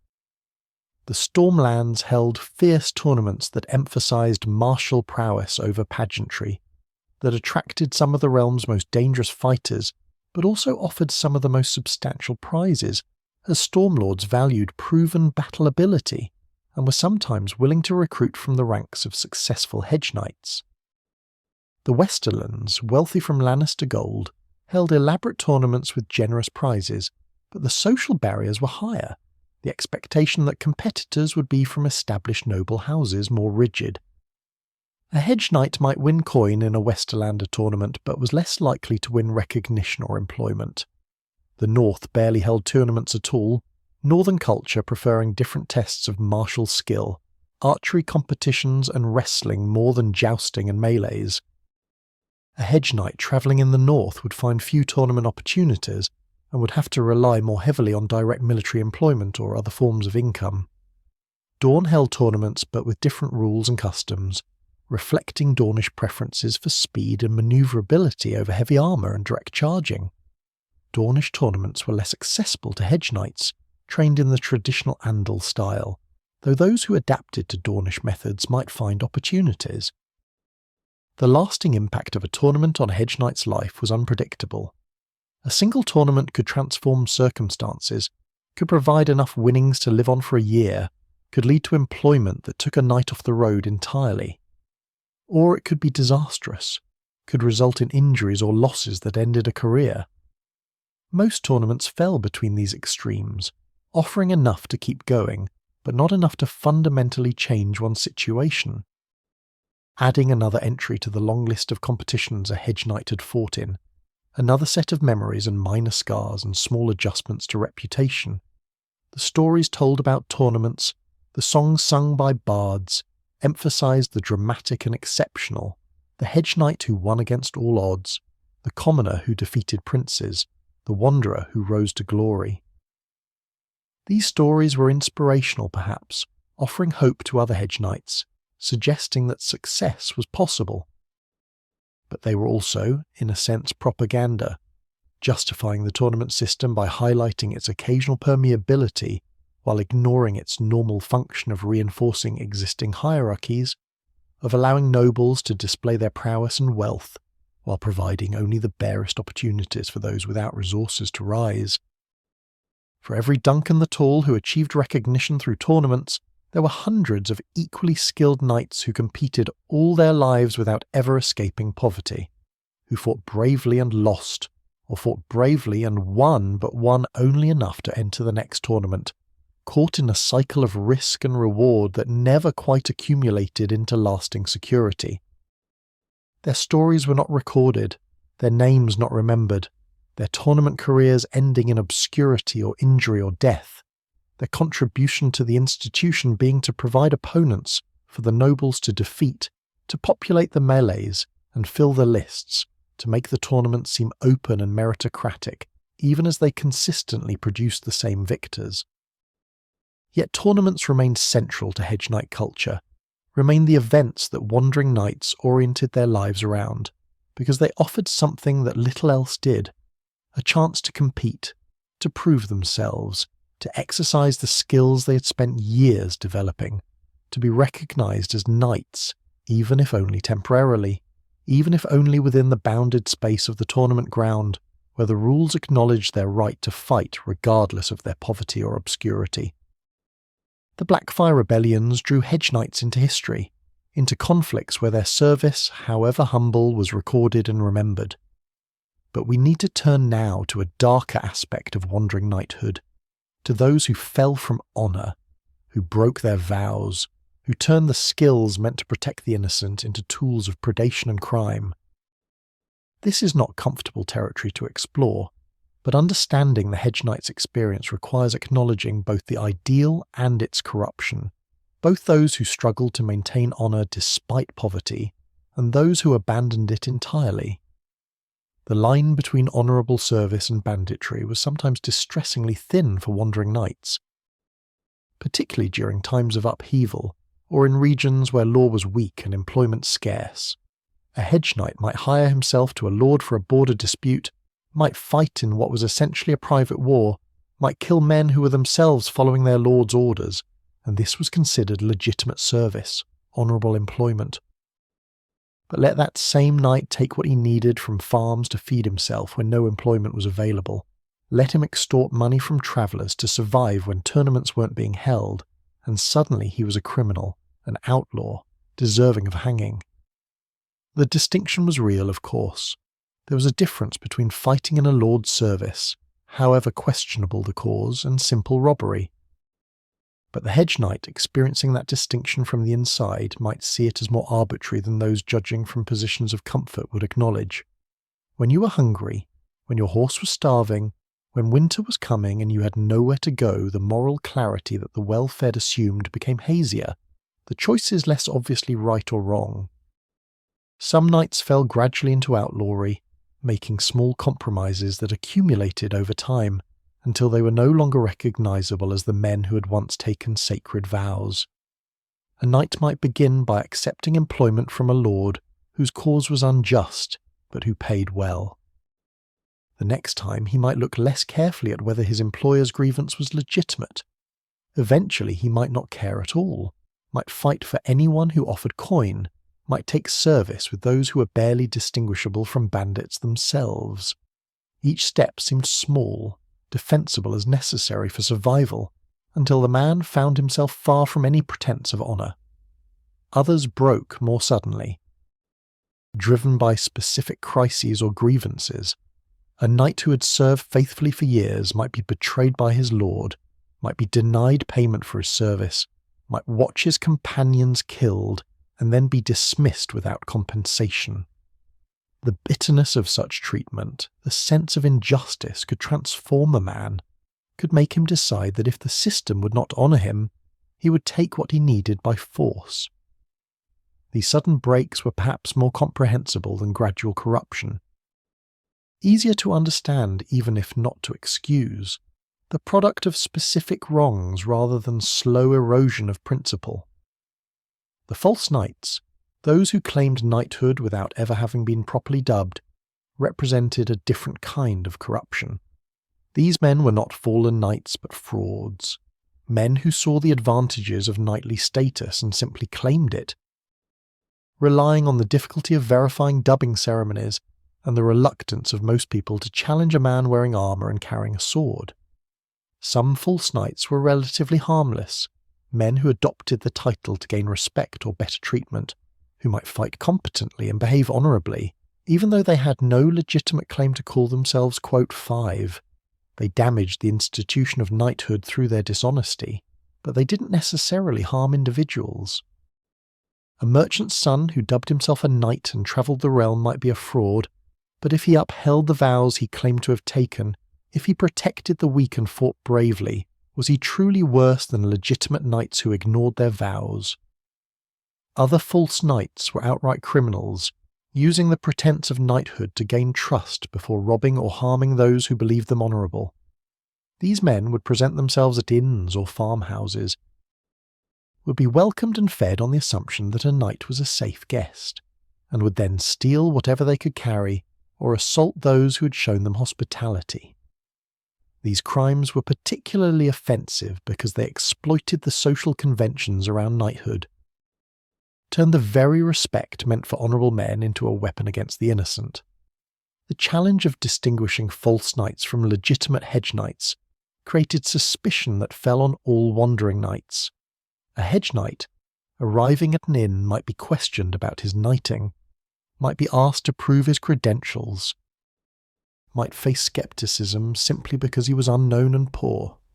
The innkeeper or lord couldn't know whether this was a true knight fallen on hard times or a fraud pretending to status he hadn't earned. This uncertainty poisoned interactions, made hospitality less likely, added another burden to the already difficult life of legitimate wandering knights. The Brotherhood without banners, which operated in the Riverlands during the War of the Five Kings, represented a complicated case of knights turning outlaw. The Brotherhood began as a royal force, knights and men-at-arms dispatched by the hand of the king to deal with raiders in the Riverlands. When the political situation changed, when their commander was declared an outlaw and the throne they served was contested, these men found themselves masterless, cut off from support, hunted by those they had once served. Their transformation into outlaws was gradual and, from their perspective, perhaps inevitable. They continued to fight, but without royal sanction, without pay, surviving by taking what they needed from the countryside. They claimed to be protecting the common people, to be fighting for justice against the depredations of the various armies devastating the Riverlands. And perhaps there was truth to this. Perhaps they did protect some villages, did punish some genuine criminals, but they also robbed travellers, executed prisoners without trial, took supplies from farmers who could barely feed themselves. The line between protection and predation blurred in the chaos of war. Some members of the Brotherhood were undoubtedly knights, men who had been properly dubbed, who had once served honourably. Their fall into outlawry illustrated how circumstances could corrupt even those who had begun with good intentions. War had made them masterless. Poverty had made them desperate. And the absence of legitimate authority in the war-torn Riverlands had removed the structures that might have constrained their behaviour. They were still capable of nobility, still showed mercy sometimes, still fought for what they believed was right. But they were also capable of cruelty, of summary execution, of taking what they wanted by force. The Kingswood Brotherhood, which operated several decades earlier during the reign of King Aerys II, represented a more clearly criminal organisation, though it too included knights among its members. Simon Toyne, called the Smiling Knight for his disturbing cheerfulness in combat, was a knight who had turned completely to banditry, who led a group of outlaws that terrorised the Kingswood, robbing travellers, kidnapping nobles for ransom, killing those who resisted. The Kingswood Brotherhood was eventually destroyed by a royal force that included some of the finest knights in the realm. But during its existence it demonstrated how dangerous fallen knights could be. Toyne and his companions had all the skills of legitimate warriors, but none of the restraints, used their training to prey on the innocent rather than protect them. The Smiling Knight in particular seemed to enjoy violence for its own sake, challenged knights to combat not for honour or justice, but for the pleasure of killing skilled opponents. These men were beyond redemption, had broken their vows so completely that there was no path back to honour. When they were finally hunted down and killed, few mourned them, but their existence raised uncomfortable questions about knighthood itself. What did it mean that the same training, the same skills, the same ceremonial dubbing could produce both honourable protectors and gleeful murderers? Was there something insufficient about the institution of knighthood, some failure in how it selected and trained men, that allowed such corruption? Sir Gregor Clegane, called the Mountain That Rides, represented a particularly disturbing case of a corrupted knight, though he was not a hedge knight, but rather a landed knight with his own keep and lands. Including him in this discussion might seem inappropriate, but his example is relevant because it illustrates how knighthood alone, the ceremony and the vows, provided no guarantee of honour or decency. Gregor was a knight, properly dubbed, serving a great house. Holding lands, he was everything a hedge knight was not in terms of status and resources, and he was also a monster, a man who raped and murdered freely, who committed atrocities that defied the most basic expectations of knightly conduct. If a landed knight with every advantage could be so thoroughly evil, what did that suggest about the institution? What did it mean for hedge knights who struggled to maintain honour despite poverty? Who tried to uphold vows that wealthier knights violated with impunity? Gregor's existence was almost an argument for hedge knights, a demonstration that wealth and status didn't create virtue, that perhaps the wandering knight who maintained his honour despite hardship was more truly a knight than the wealthy lord who had every comfort but no conscience. The Brave Companions, a sellsword company that operated during the War of the Five Kings, included men who claimed knighthood among its ranks, though whether any of them were legitimately dubbed was questionable. These were mercenaries of the worst sort, men who switched sides repeatedly, who committed atrocities against civilians, who seemed to delight in cruelty. Some wore armour and called themselves, quote, Six, but their behaviour suggested that whatever vows they might have taken had been forgotten or deliberately violated.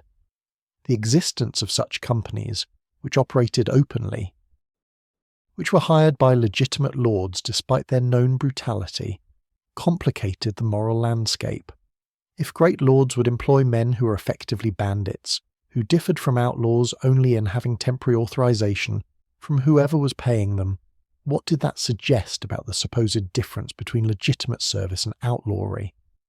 a hedge knight who refused employment with such companies, who maintained standards about whom he would serve and what he would do, might find himself at a disadvantage compared to those with fewer scruples, might go hungry while less honourable men prospered.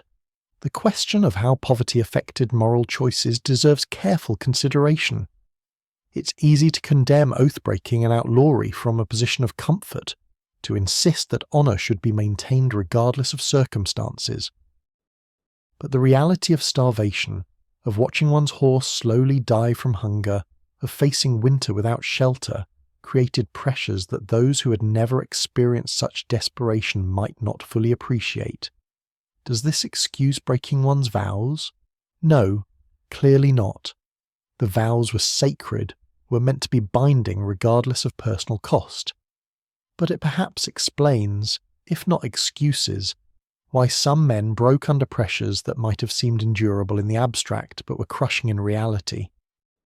Some knights maintained their honour despite extreme poverty, refused to steal or rob even when desperate, chose to beg rather than take by force, preserved their integrity even at terrible personal cost. These men were admirable, were living proof that poverty need not corrupt, that one could remain true to one's vows regardless of circumstances. But we should also acknowledge that some of these men died of their honour, starved or froze rather than compromise, and that their deaths were tragedies even if they were also testaments to principle. Others broke, made choices that violated their vows, and then had to live with the consequences of those choices. A knight who stole food to survive might justify it as necessary, might tell himself he would make restitution when he could, might maintain that he was still fundamentally honourable despite this lapse. And perhaps he was right. Perhaps a single act of theft driven by genuine starvation didn't negate years of faithful service to knightly ideals. Or perhaps it was the first step on a path that would lead to greater compromises, to gradual abandonment of all principle. The distinction might depend on factors too subtle to judge from outside, might vary from individual to individual in ways that defied easy categorization. The justice system's treatment of wandering knights versus landed knights revealed significant biases that affected how oath-breaking was punished. A landed knight who committed crimes might be protected by his lord, might face internal discipline rather than public prosecution, might have his offences overlooked or minimised because of his connections and status. A hedge knight who committed the same crimes was more likely to be caught, more likely to be prosecuted harshly, more likely to be hanged without the benefit of influential voices speaking for mercy. This differential treatment created a sense of injustice among wandering knights, a recognition that the system judged them more harshly, while being more forgiving of those with wealth and power. A hedge knight might watch a noble's son rape a serving girl without consequence, while knowing that he himself would be executed for theft of a loaf of bread.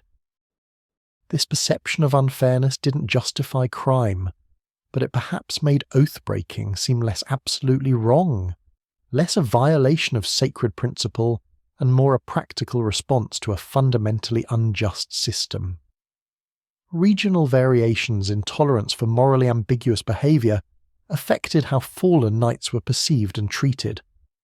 The Riverlands, accustomed to constant low-level warfare and banditry, had perhaps a more nuanced understanding of the pressures that drove men to crime, were more likely to distinguish between knights who had turned outlaw out of desperation and those who were simply evil. The Reach, with its stronger chivalric culture and its investment in the ideals of knighthood, might be less forgiving, more insistent that vows must be kept regardless of hardship. The North again operated by different rules, less concerned with the specific institution of knighthood and more focused on practical questions of loyalty and service. A northern lord might not care whether a man had broken knightly vows, but would care deeply about whether he had betrayed his sworn word, the distinction being subtle but real in northern culture. The debate about whether poverty excused oath-breaking was ongoing, never fully resolved.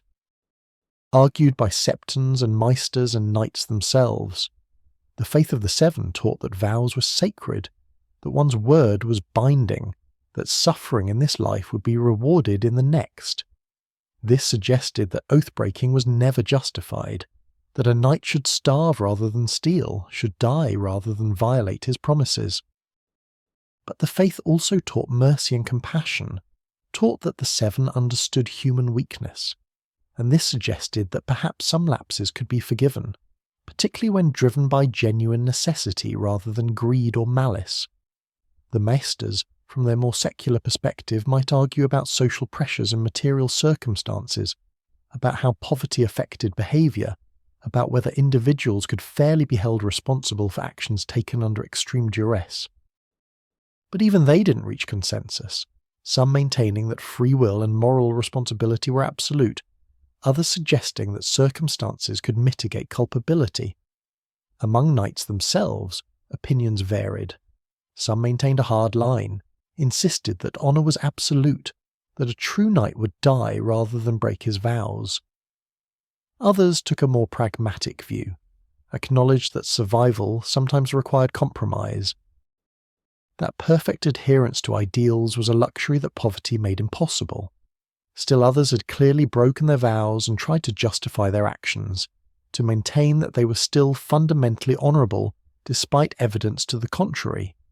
What seems clear, examining the phenomenon of false knights and broken oaths from a distance, trying to understand rather than simply condemn, is that the institution of knighthood created expectations that not all men could meet, particularly when those expectations were combined with the extreme poverty and constant pressure that characterised the Hedge Knight's life. The vows were beautiful, the ideals noble, the vision of the perfect knight inspiring. But the gap between ideal and reality, between what knighthood promised and what it delivered to those at its margins, created conditions where breaking became, if not inevitable, at least understandable. This doesn't excuse the crimes committed by fallen knights, doesn't justify the harm done to innocent people by those who had sworn to protect them. The farmers robbed by outlaws, the travellers murdered by bandits, the villages terrorised by men who called themselves knights while behaving like demons. These victims deserved better, deserved the protection that knighthood was supposed to provide. Their suffering was real and was not mitigated by the fact that their attackers might have had sympathetic reasons for turning to crime. But understanding why some knights fell, acknowledging the pressures and temptations they faced, recognising that the line between honour and dishonour could be crossed gradually or could depend on circumstances beyond a man's control, this understanding perhaps makes us more sympathetic to those who struggled against such pressures and succeeded, who maintained their vows despite every reason to break them, who remained true knights even when that choice brought nothing but hardship. The existence of false knights and outlaws, of broken vows and corrupted honour, made life harder for all Hedge Knights, created suspicion that fell on the innocent, made hospitality less likely and employment more difficult to find. But it also, paradoxically, made genuine honour more valuable, more impressive. A Hedge Knight who had maintained his integrity despite poverty and temptation, who could point to years of faithful service and honest dealing, stood out precisely because the contrast with fallen knights was so stark. In a world where knighthood could be faked and vows could be broken, the true knight became more precious, more worthy of recognition and reward. We've examined the darker paths that some knights took, the ways that honour could be corrupted or abandoned entirely.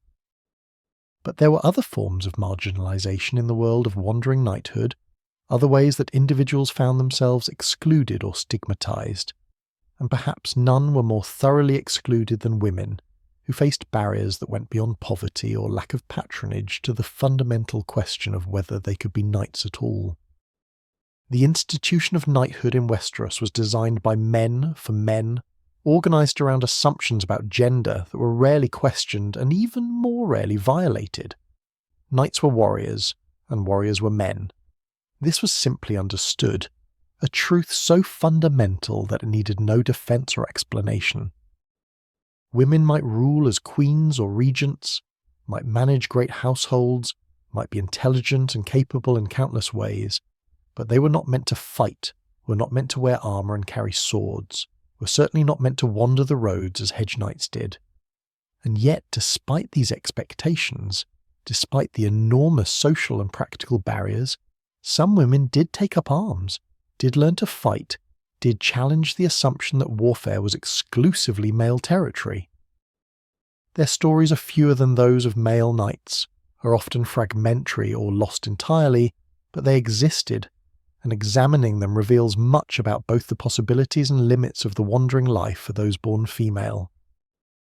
Let's begin with the most recent and perhaps best documented example, Brienne of Tarth, who lived during the War of the Five Kings and who demonstrated what it meant to be a female warrior in a world that had no place for such a figure. Brienne was not technically a hedge knight, having been born to a noble house with lands and a castle, but her experiences on the road, her struggles for recognition and respect, her constant battles against prejudice and mockery, these paralleled the Hedge Knight's experience in ways that make her story relevant to our exploration. Brienne was large and strong, uncommonly so even compared to men, and from youth she had been drawn to martial pursuits rather than the traditional activities expected of high-born girls. She learned swordplay, became genuinely skilled, developed abilities that would have been celebrated in a boy, but were considered aberrant, even disturbing, in a girl. Her father, Lord Selwyn Tarth, apparently supported her inclinations, allowed her to train, permitted her to become something that noble society found incomprehensible and vaguely threatening.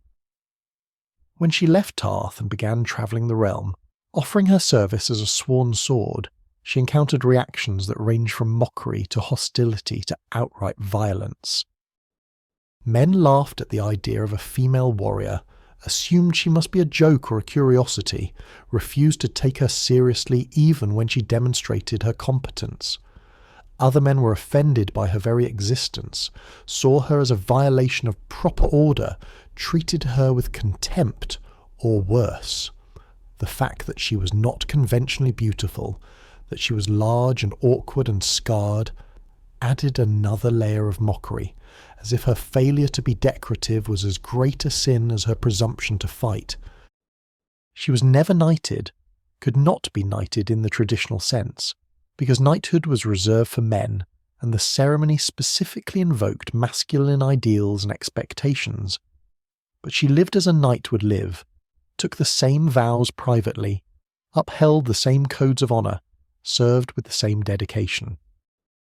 In every way that mattered beyond the formal ceremony, she was a knight, perhaps more truly a knight than many who had been properly dubbed, because her commitment to knightly ideals was born of choice rather than social expectation, maintained despite constant discouragement rather than supported by a system designed to celebrate it. Her journey through the war-torn riverlands, protecting the Stark daughters, seeking Sansa and later Arya, facing countless dangers and challenges, this was the journey of a wandering knight, a sworn sword travelling in service to a cause. She slept rough, fought in tournaments, dealt with the suspicion and hostility of common people and nobles alike, experienced precisely the marginalisation and hardship that Hedge Knights knew. But she experienced it doubled, tripled, multiplied by her gender in ways that even the poorest male knight did not face. Going back further in Westerosi history, we find other examples of women warriors, though the records are sparser and the details often uncertain. The historical precedents exist, buried in accounts that the maesters may have been reluctant to emphasise, marginalised in the same way the women themselves were marginalised. Alysanne Mormont, who lived during the reign of King Jaehaerys I, was a woman of Bear Island who fought against raiders and won recognition for her martial prowess. The Mormonts were unusual, a northern house that produced strong women who fought when necessary, who defended their island home when the men were away. Northern traditions were different from southern ones, less constrained by the chivalric codes and the faith of the Seven, more pragmatic about survival in a harsh land. If women could fight and wanted to fight, if they were capable of defending their homes, Northern culture was more likely to accept this than Southern culture would have been. But even in the North, even among the Mormonts, a woman who wanted to live as a wandering warrior, to travel the roads as a hedge knight did, would have faced enormous obstacles. The very fact that we know Alysanne's name suggests she was exceptional, that most women who fought did so in defence of their homes rather than as travellers, did so out of necessity rather than as a chosen profession. The Red Widow was a figure from legend, a woman warrior who supposedly fought during the Dance of the Dragons, that great civil war that tore apart the Targaryen dynasty. The accounts are contradictory. Some suggesting she was a noble lady who took up arms to avenge her slain husband, others that she was a commoner who rose to command troops. What seems consistent is that she fought effectively, that she led men in battle, that she survived the war and was remembered, however imperfectly, however legendarily. But notice how these stories work, how they're constructed. Women warriors in Westerosi history are almost always presented as exceptions, as aberrations, as responding to extraordinary circumstances rather than as participants in normal military culture. The Red Widow fought to avenge her husband, Alysanne Mormont fought to defend her island, Brienne fought in service to oaths made to dying ladies. They are allowed to fight only when they have justifications that transcend normal female roles, only when they are responding to male absence or serving male-defined causes. A woman who simply wanted to be a warrior, who wanted to live the wandering life for its own sake, who sought the freedom and adventure and challenge that male hedge knights sought, such a woman would have no acceptable narrative. No story that would make her comprehensible or tolerable to Westerosi society. Her existence would be purely transgressive, without the mitigating circumstances that made other women warriors minimally acceptable. Some women, we must assume, disguised themselves as men to fight, bound their breasts, cut their hair, deepened their voices as best they could, and presented themselves as young men or boys. How many succeeded at this deception we cannot know. Because successful deception by definition leaves no record. The women who were discovered, who were exposed and likely punished, or at least expelled, those might appear in fragmentary accounts. But the ones who lived and died as men, who fought in tournaments or wars or wandered the roads without their secret being revealed, they would be invisible to history. Counted among the male knights and never recognised as the women they were. The practical difficulties of such disguise were enormous. A woman would need to acquire male clothing and armour, would need to learn to move and speak in masculine ways, would need to avoid situations where her body might be revealed. In a world where knights often shared sleeping quarters, where injuries required removing armour and examining wounds, where bathing and other necessities of life were communal, maintaining such a disguise would require constant vigilance and considerable luck, and yet the rewards might seem worth the risk. As a woman, even a noble woman, one's choices were limited, one's life prescribed by expectations about marriage and childbearing and household management. As a man, even a poor hedge knight, one had freedom, had the right to travel and fight and make one's own choices. For a woman with martial abilities and adventurous spirit, the restriction to traditional female roles must have been suffocating, and the possibility of escaping through disguise might have seemed worth any risk. Camp followers represented a different relationship between women and the wandering life, one that was neither martial nor disguised, but was nevertheless integral to how military forces, including wandering knights, actually functioned. Camp followers were women who travelled with armies or with individual knights, providing various services from cooking and washing to nursing and companionship, including sexual companionship. The term camp follower could encompass everyone from wives travelling with their husbands to prostitutes selling their services to women who had lost their homes and attached themselves to military forces for protection and survival. A hedge knight might travel with a woman companion, might have a long-term relationship with someone who shared his wandering life, who helped maintain his equipment and care for his horse, and provided companionship on long, lonely roads. These relationships existed in a kind of social ambiguity. A Hedge Knight's female companion wasn't a wife in the formal sense, because marriage required resources and stability that wandering knights rarely possessed. She wasn't exactly a servant, because the relationship often involved genuine affection and partnership. She wasn't simply a prostitute, though economic necessity and the exchange of protection for domestic and sexual services was certainly part of the arrangement. She was something else, something that Westerosi society didn't have a clear category for, a woman living outside traditional structures, sharing the marginal existence of a marginal man. The dangers such women faced were considerable. They had no legal protection, no rights that society would defend. If a Hedge Knight mistreated his companion, who would she appeal to? If he died or abandoned her, what would become of her? She was dependent on his protection in a world that was hostile to unprotected women, and that dependency created vulnerability that could easily be exploited. Yet some women apparently chose this life, or at least accepted it as preferable to their alternatives. A peasant girl facing a life of agricultural labour and an unwanted marriage might find the wandering life with a Hedge Knight, for all its dangers and uncertainties, more appealing than what awaited her in her village. A woman fleeing an abusive situation might attach herself to a knight who seemed kind, hoping for protection even at the cost of comfort and stability. A widow with no resources might have few options beyond following the camps and armies, trying to survive by whatever means available. The double stigma of being both woman and wanderer, both female and outside traditional social structures, marked these women as deeply disreputable in the eyes of respectable society. They were assumed to be prostitutes regardless of the nature of their relationships, were treated with contempt by nobles and common people alike, were blamed for moral corruption and disorder.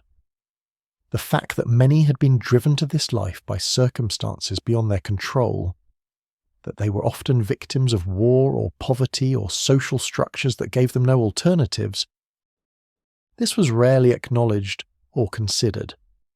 Dornish attitudes toward female warriors were notably different from the rest of Westeros, reflecting broader differences in Dornish culture around gender. Dorne practiced equal inheritance between sons and daughters, allowed women to rule in their own right, and had a history of female warriors that was more integrated into normal military culture than anywhere else in the Seven Kingdoms. The famous example was Nymeria of the Rhoynar, who had led her people across the narrow sea and conquered Dorne, whose martial prowess and leadership were celebrated rather than treated as aberrations.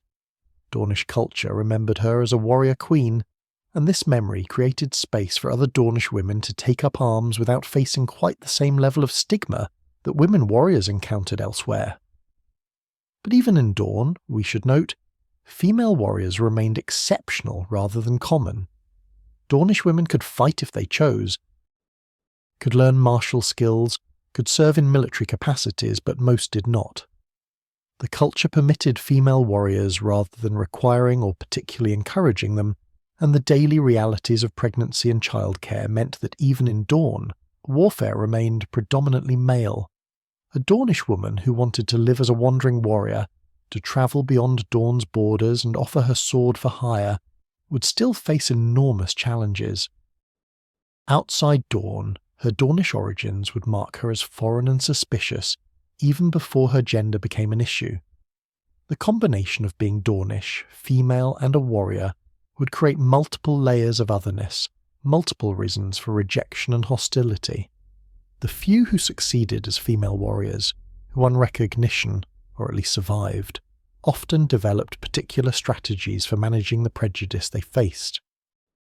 Some, like Brienne, simply endured the mockery and hostility, refused to respond to provocations, proved their worth through actions rather than words.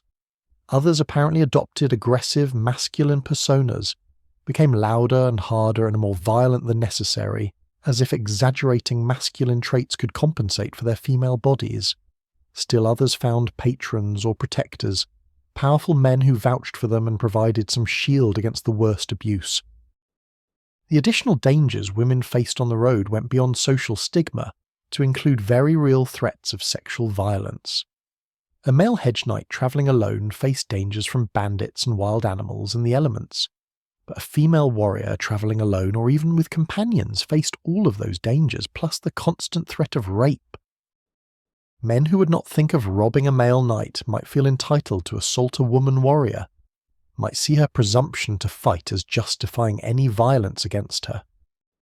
This meant that women warriors had to be not just competent fighters but exceptional ones, had to be capable of defending themselves against multiple attackers, had to be always vigilant in ways that even male hedge knights didn't need to be.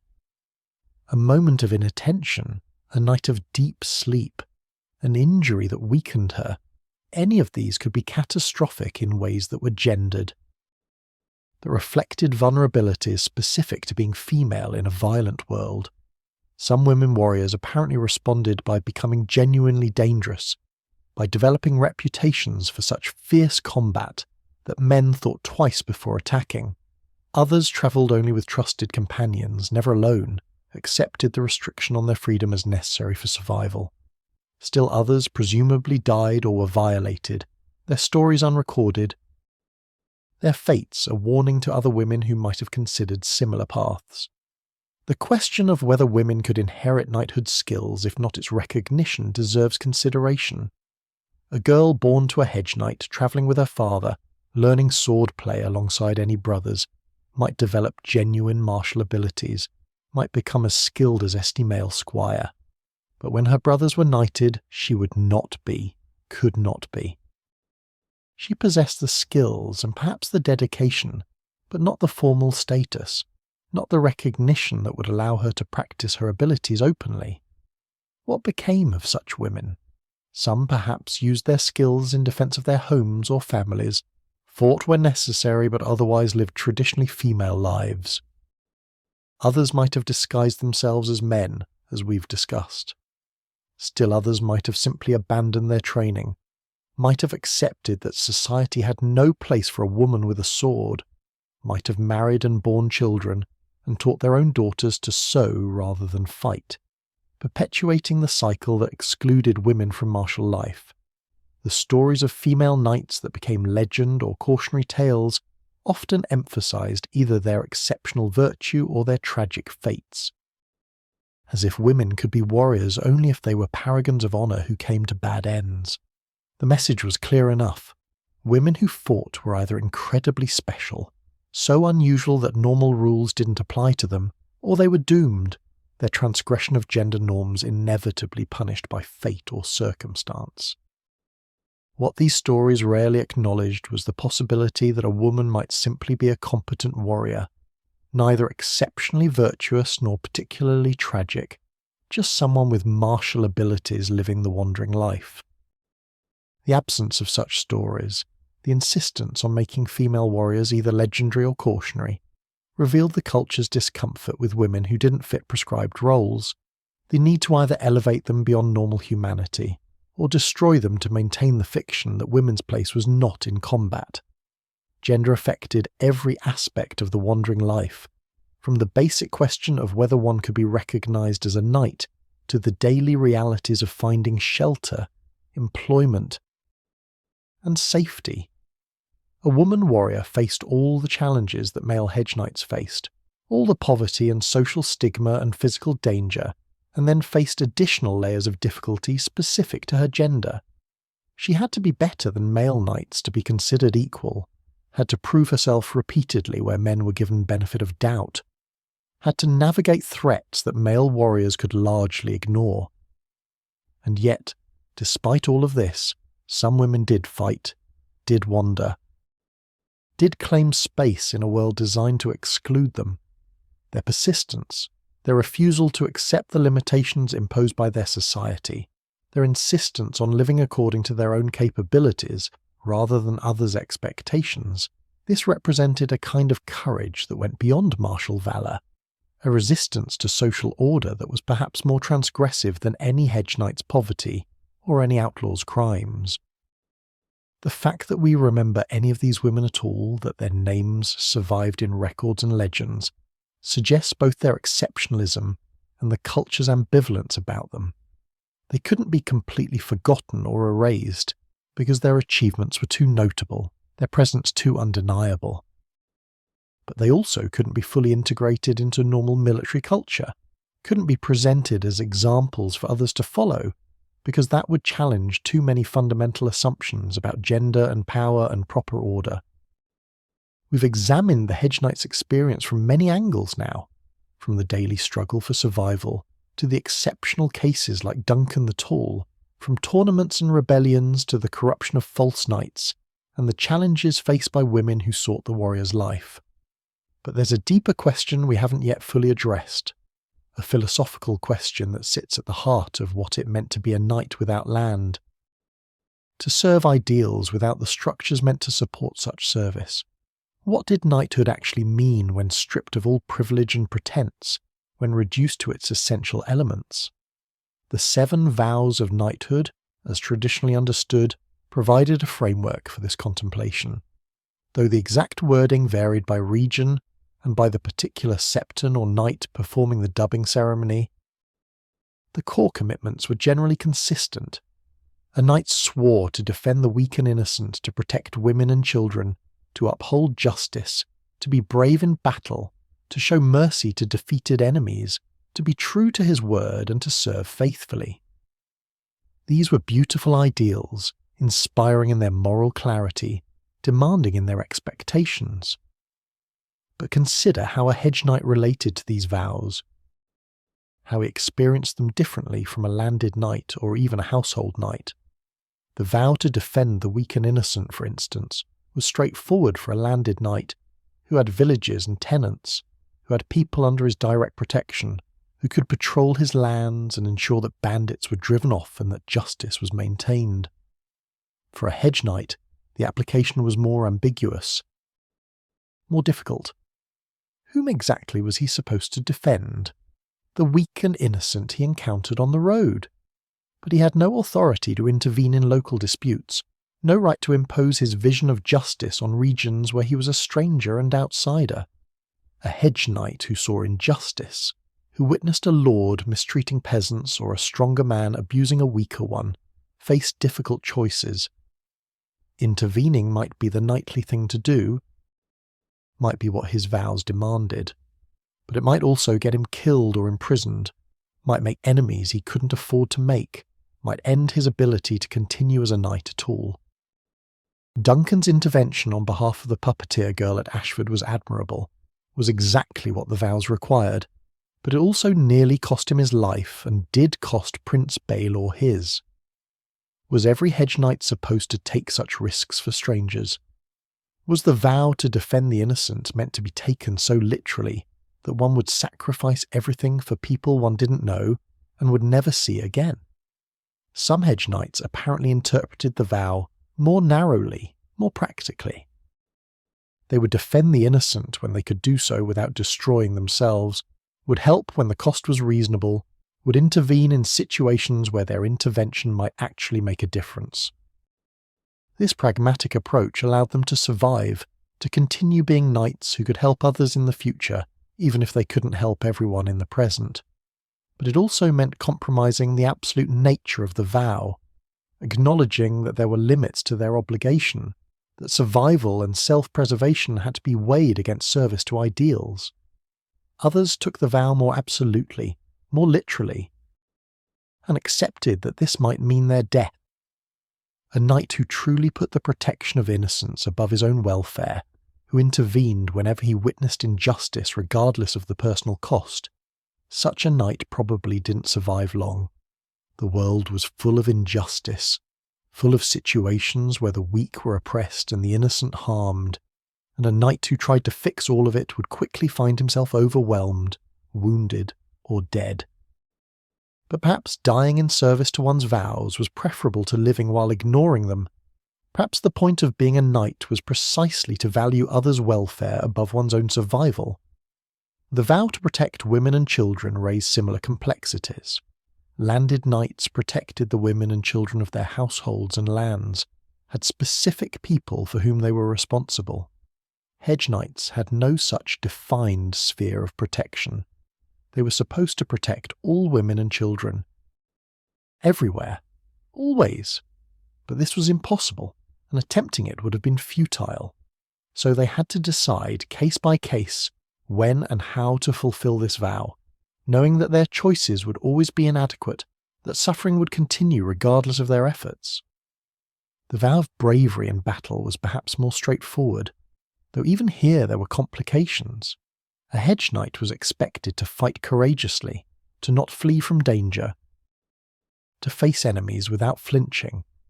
But bravery could shade into foolhardiness, could become reckless disregard for one's life, and a dead knight helped no one.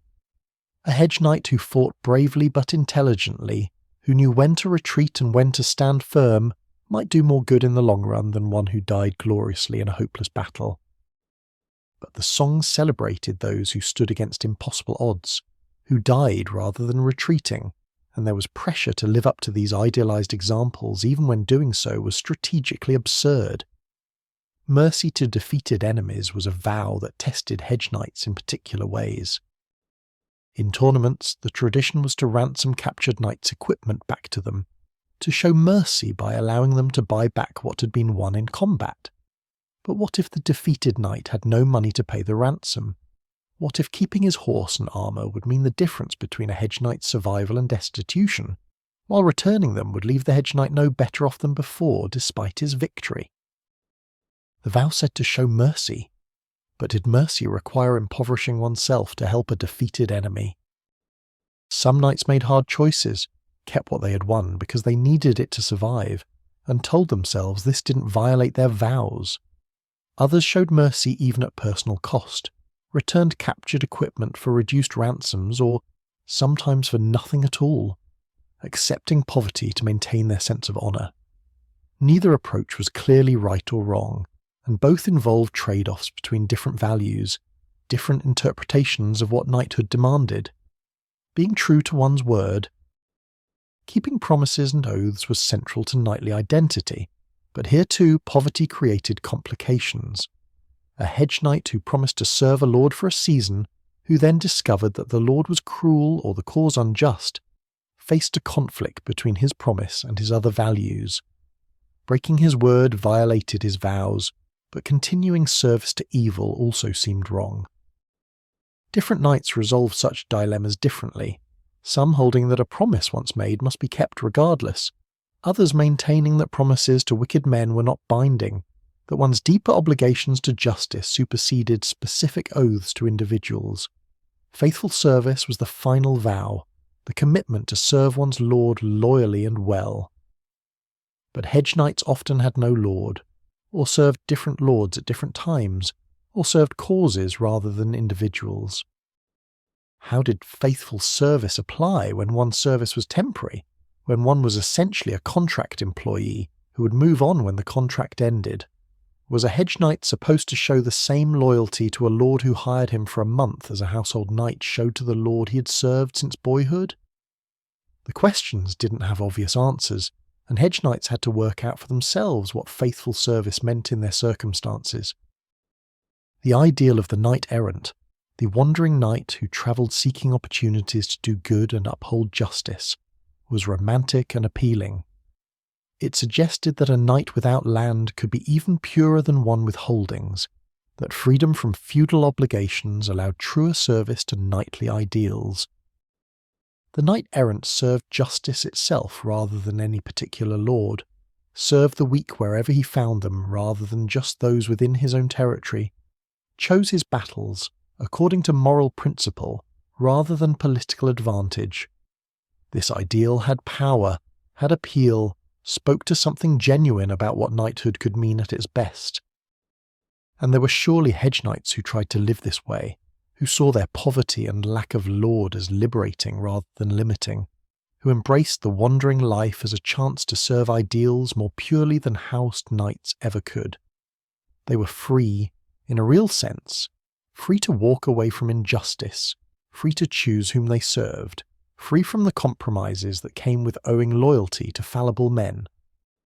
But the reality of the Hedge Knight's life made living up to the knight-errant ideal extremely difficult. It's easy to be idealistic when you're well-fed and comfortable, harder when you're hungry and cold and unsure where your next meal will come from. The knight-errant could theoretically choose his battles according to moral principle, but the Hedge Knight often had to choose them according to who was willing to pay. The freedom to serve justice was constrained by the need to survive, and survival often required accepting employment that had nothing to do with justice, that might even serve causes one found distasteful.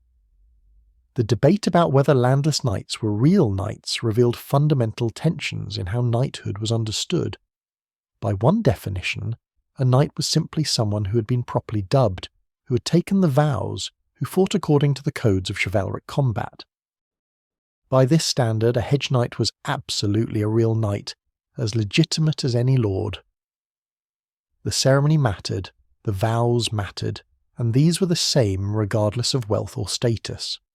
But by another definition, a knight was someone who held a particular position in the feudal hierarchy, who had land or served a lord directly, who was integrated into the structures of power and authority. By this standard, a Hedge Knight was marginal, was barely a knight at all, was someone who had the form of knighthood without its substance. He might have been dubbed, but without land or lord or position, what did his knighthood really mean? This wasn't just an abstract debate. It affected how Hedge Knights were treated, how they were perceived, whether they were welcomed or scorned. A Hedge Knight who believed in the first definition, who thought his dubbing made him equal to any other knight, might be offended by treatment that suggested otherwise, might insist on recognition that society was unwilling to grant. A Hedge Knight who accepted the second definition might be more resigned to his marginal status, might not expect to be treated as real knight because he understood that society defined knighthood through social position rather than just through ceremony. What Hedge Knights revealed about class and nobility was uncomfortable for the existing order.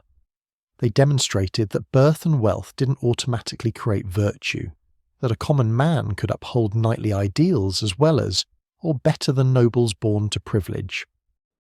They showed that the structures meant to support knighthood, the lands and resources and social position, weren't actually necessary for knightly behaviour, that someone with nothing could still choose honour, could still serve faithfully, could still embody the ideals that knighthood supposedly represented. This was potentially subversive, potentially threatening to a social order that justified inequality through claims about inherent differences between nobles and commoners. If a Hedge Knight born in Flea Bottom could be as true a knight as any lord, what did that suggest about the importance of noble birth? If poverty didn't prevent honourable service, what justified the concentration of wealth and power in noble hands? The answer the existing order gave was that these were exceptions, that the occasional Hedge Knight who rose to prominence or who maintained honour despite poverty was remarkable precisely because he was so unusual that most common men would be corrupted by knighthood or would fail to live up to its demands. The system could absorb a few exceptional commoners, could even celebrate them as proof of its fairness, without fundamentally changing its structure or its assumptions about who deserved power and privilege. But the Hedge Knights themselves, living their daily lives at the margins, might have understood differently. They might have known from experience that honour and dishonour were distributed fairly evenly across all social classes, that noble birth guaranteed nothing about character, that poverty tested virtue more rigorously than comfort ever could. They might have seen that the main difference between themselves and landed knights wasn't capability or dedication, but simply fortune, the accident of birth or the caprice of circumstance that determined who held land and who wandered. The romantic notion of the pure knight unburdened by politics and power had genuine appeal, spoke to something real about what freedom from obligation could mean. A landed knight served his lord and his lord's interests, had to balance his knightly ideals against political realities, had to sometimes compromise principle for advantage. A Hedge Knight, owning nothing, owing loyalty to no one beyond his temporary employers, could theoretically maintain purer standards, could choose service according to conscience rather than according to political calculation. In practice, of course, this purity was often impossible. The need to survive created its own form of obligation, its own pressure to compromise. A hedge knight who maintained absolutely pure standards about whom he would serve and what causes he would fight for might starve for his purity, might find himself unable to find any employment that met his exacting moral requirements. So he compromised, accepted service to lords whose causes were questionable, fought in battles that didn't align with his ideals, and tried to tell himself that he was still fundamentally honourable despite these compromises. But there was something to the romantic notion nonetheless, something that wasn't entirely illusory. A hedge knight did have a kind of freedom, could walk away from situations that became intolerable, could refuse service to the worst lords even if it meant hardship. He wasn't trapped by feudal obligations in the way that a vassal was trapped, wasn't bound to support his lord even in unjust causes. This limited freedom, this ability to choose even when all choices were bad, mattered. It meant something about agency and moral responsibility, about the difference between serving because you must and serving because you choose to. The harsh reality of trying to maintain honour while starving tested philosophical principles in ways that comfortable theorising never could.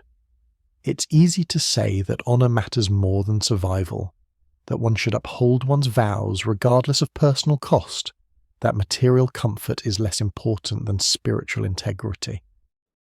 It's much harder to actually live according to these principles when you're genuinely hungry, when you're watching your horse slowly die from malnutrition, when winter is coming and you have no shelter. Some hedge knights managed it, maintained their honour despite terrible poverty, and their achievement was remarkable, was worthy of celebration and respect. But we should also acknowledge that such achievement required either exceptional strength of character or perhaps a kind of stubborn refusal to acknowledge reality, a commitment to principle that bordered on the irrational. Was it really virtuous to starve rather than steal a loaf of bread? Was it honourable to freeze to death rather than accept employment from a morally questionable lord? The questions didn't have easy answers, and different people answered them differently based on their own philosophical frameworks and their own tolerance for suffering.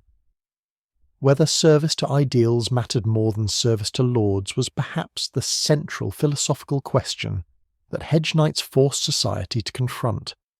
The feudal system was built on personal loyalty, on bonds between lords and vassals, on networks of obligation that created stability and order.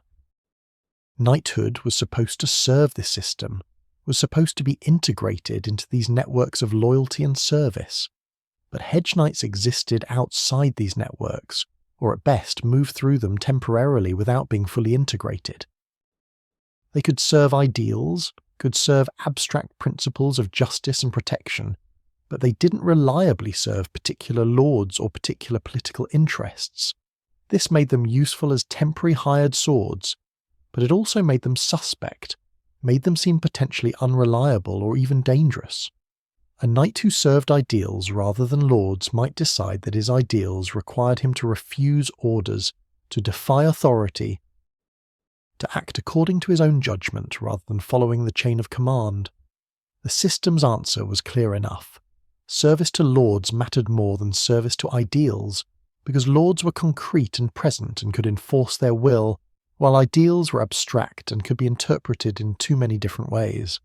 A knight who served his lord faithfully was valuable and reliable. A knight who served his own interpretation of chivalric ideals was unpredictable and potentially problematic, however admirable his principles might be in theory. But hedge knights, living at the margins, might have seen things differently. They might have believed that their freedom from lordly obligation allowed them to serve true knighthood more authentically, that their poverty made their honour more genuine because it was maintained without external support or reward. They might have understood themselves as the truest knights precisely because they served ideals rather than power, because they upheld their vows without hope of advancement or fear of punishment, because their knighthood was chosen and maintained rather than being simply inherited or bestowed by status. The truth, as with most philosophical questions about complex social realities, probably lays somewhere between these extremes. Service to ideals and service to lords weren't necessarily contradictory, could often align, could support each other. A good lord who used his power justly gave his knights opportunities to serve both their feudal obligations and their chivalric ideals simultaneously. A knight who served ideals sincerely would be a better servant to his lord than one who served only from calculation or fear. But the tensions were real, and hedge knights, existing at the intersection of knighthood and poverty, of formal status and practical marginalisation, embodied those tensions in particularly visible ways. They demonstrated both the possibilities and limits of idealistic service, both the nobility of choosing honour despite hardship, and the difficulty of maintaining such choices over time. They revealed that knighthood was about more than ceremony and status, but also that ceremony and status mattered in ways that couldn't be entirely transcended through virtue alone. In contemplating the philosophy of service without land, we're really contemplating what knighthood meant at its core, what remained when everything else was stripped away. And what remained was choice, the daily decision to uphold or violate one's vows, to maintain or abandon one's honour, to serve or to betray. Hedge knights made these choices in particularly stark circumstances, without the cushion of wealth or the support of social structures, and their choices therefore revealed something essential about human nature and moral capacity, about what we're capable of when tested, about whether ideals can survive without institutional support. We've explored the philosophical dimensions of hedge knighthood, the questions about service and honour that wandering knights embodied through their mere existence. But now we need to consider a different kind of question, one about memory and meaning, about how these marginal figures were recorded and remembered, about what they came to represent in the imagination of Westeros, and what that representation reveals about the culture that created it. The historical record of hedge knights is fragmentary and uneven, shaped by who kept records and what they deemed worthy of preservation. Maesters, those scholarly chroniclers of Westerosi history, were primarily concerned with the deeds of the great, with the movements of armies and the decisions of kings, with events that shaped the realm at the highest levels. A hedge knight's life, no matter how honourable or how difficult, rarely touched these grand narratives, rarely intersected with the sort of history that maesters preserved in their careful records. This means that most hedge knights simply vanished from history, lived and died without leaving any trace beyond perhaps a name in a tournament roll, or a mention in some lord's household accounts. We don't know their stories, don't know what they achieved or suffered, don't know whether they maintained their honour or abandoned it, don't know anything about them beyond the bare fact that they existed. The thousands of wandering knights who travelled the roads of Westeros across the centuries are, for the most part, completely forgotten, their experiences and perspectives lost to time. The few hedge knights who were recorded, who entered the historical record in ways that allowed their stories to survive, were almost always exceptional in some way. They had to do something remarkable, had to intersect with great events or attach themselves to important people, had to stand out from the mass of forgotten wanderers. Duncan the Tall was recorded because he became Lord Commander of the Kingsguard, because his relationship with King Aegon V made him historically significant. Without that connection, his earlier adventures as a hedge knight might never have been preserved, might have disappeared like the adventures of countless other wandering knights. This selection bias in the historical record matters because it shapes what we can know about hedge knights as a group. We know about the exceptional ones, the ones who rose to prominence or who became entangled in major events. We know much less about the ordinary hedge knights, the ones who wandered for decades without achieving recognition, who served faithfully or failed miserably or simply endured, whose lives were probably more representative of the typical hedge knight experience than Duncan's exceptional journey. The songs and stories about hedge knights present a different kind of record, one shaped by different imperatives than historical accuracy. Singers and storytellers were concerned with entertainment, with moral lessons, with creating narratives that resonated with their audiences. Hedge Knights appeared in these songs primarily as romantic figures, as embodiments of certain ideals or as cautionary examples of certain failures. The romantic portrayal emphasized freedom and honor, the knight who wandered unencumbered by worldly concerns, who served justice purely, who maintained his dignity despite poverty. These songs celebrated the hedge knight who defeated the wealthy lord in a tournament, who protected the innocent maiden from bandits, who proved through his actions that nobility of spirit mattered more than nobility of birth. They were inspiring stories suggesting that virtue could transcend circumstance, that one didn't need to be born to privilege to achieve greatness. But these romantic songs were also perhaps a kind of lie, or at least a significant distortion. They took the hardship of the hedge knight's life and transformed it into adventure, took the poverty and made it seem like chosen simplicity, took the marginalization and presented it as independence. The hunger became noble asceticism, the lack of shelter became freedom from worldly attachments. The constant struggle for survival became a series of exciting challenges. The gap between these romantic portrayals and the actual experience of wandering knights must have been enormous, must have been almost insulting to those who knew the reality. The cautionary tales about hedge knights served a different purpose, warning about the dangers of ambition beyond one's station, or the consequences of failing to maintain one's honour. These stories often featured hedge knights who tried to rise above their proper place and were punished for their presumption, or who turned to banditry and came to bad ends. The message was conservative, was about accepting one's position in the social order, about the dangers that came from trying to be more than one was meant to be. Duncan the Tall's legacy shaped perceptions of hedge knights for generations after his death. His story became perhaps the single most important narrative about wandering knighthood, was told and retold, was recorded by maesters and sung by bards, became a kind of template for how people thought about hedge knights. This had both positive and negative effects on how later wandering knights were perceived and treated. On the positive side, Duncan's story demonstrated that a hedge knight could be genuinely honourable, could rise to the highest positions, could prove that poverty didn't preclude virtue or capability. His example provided hope for other hedge knights, gave them a narrative of possible success to sustain them through hardship. It also perhaps made some lords more willing to look past a hedge knight's poverty and evaluate him on his actual merits, to consider that beneath the worn armour might be someone of genuine worth. On the negative side, Duncan's exceptionalism set an impossible standard. If he could rise from flea bottom to Lord Commander of the Kingsguard, if he could befriend a prince and serve with such distinction, then what excuse did other hedge knights have for remaining poor and marginal?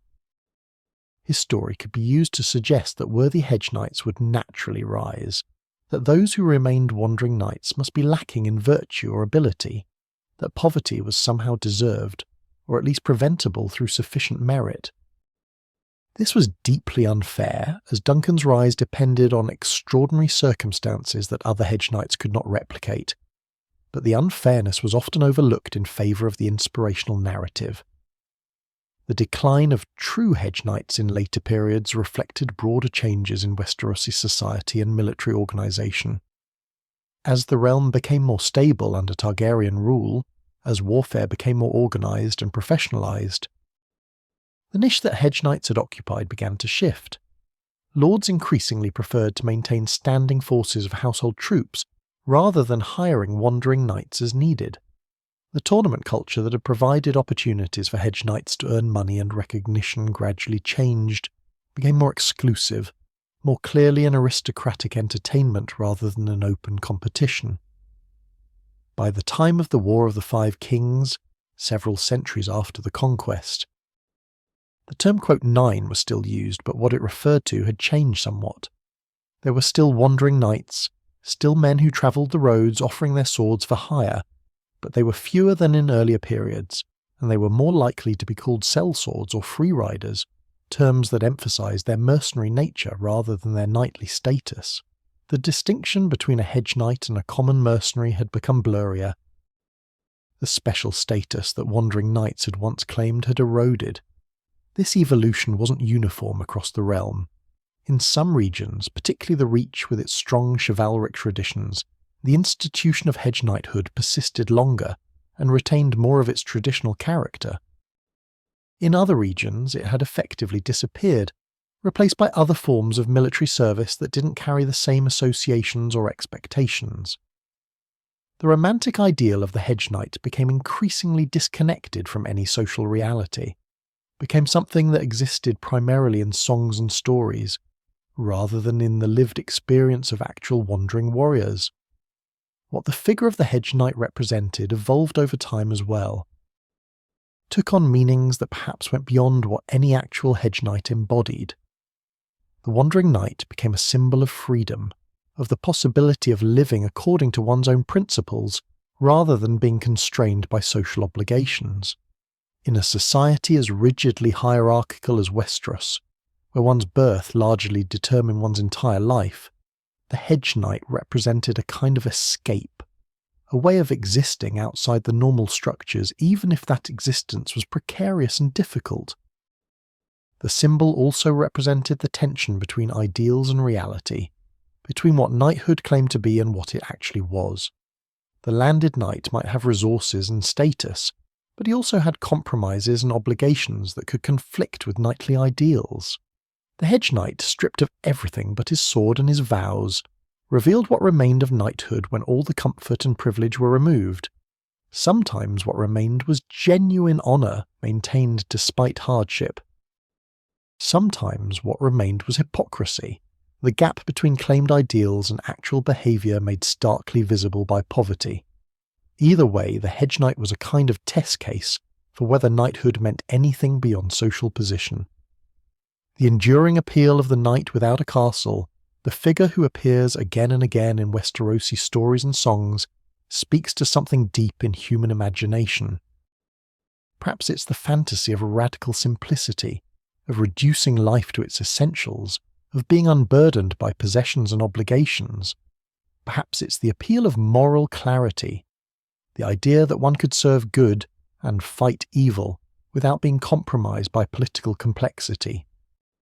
Perhaps it's simply the romance of the road, of constant movement and new horizons, of freedom from the settled and the familiar. Whatever the source of the appeal, it persisted across generations, survived the decline of a hedge knighthood as a social reality, to remain a powerful cultural symbol.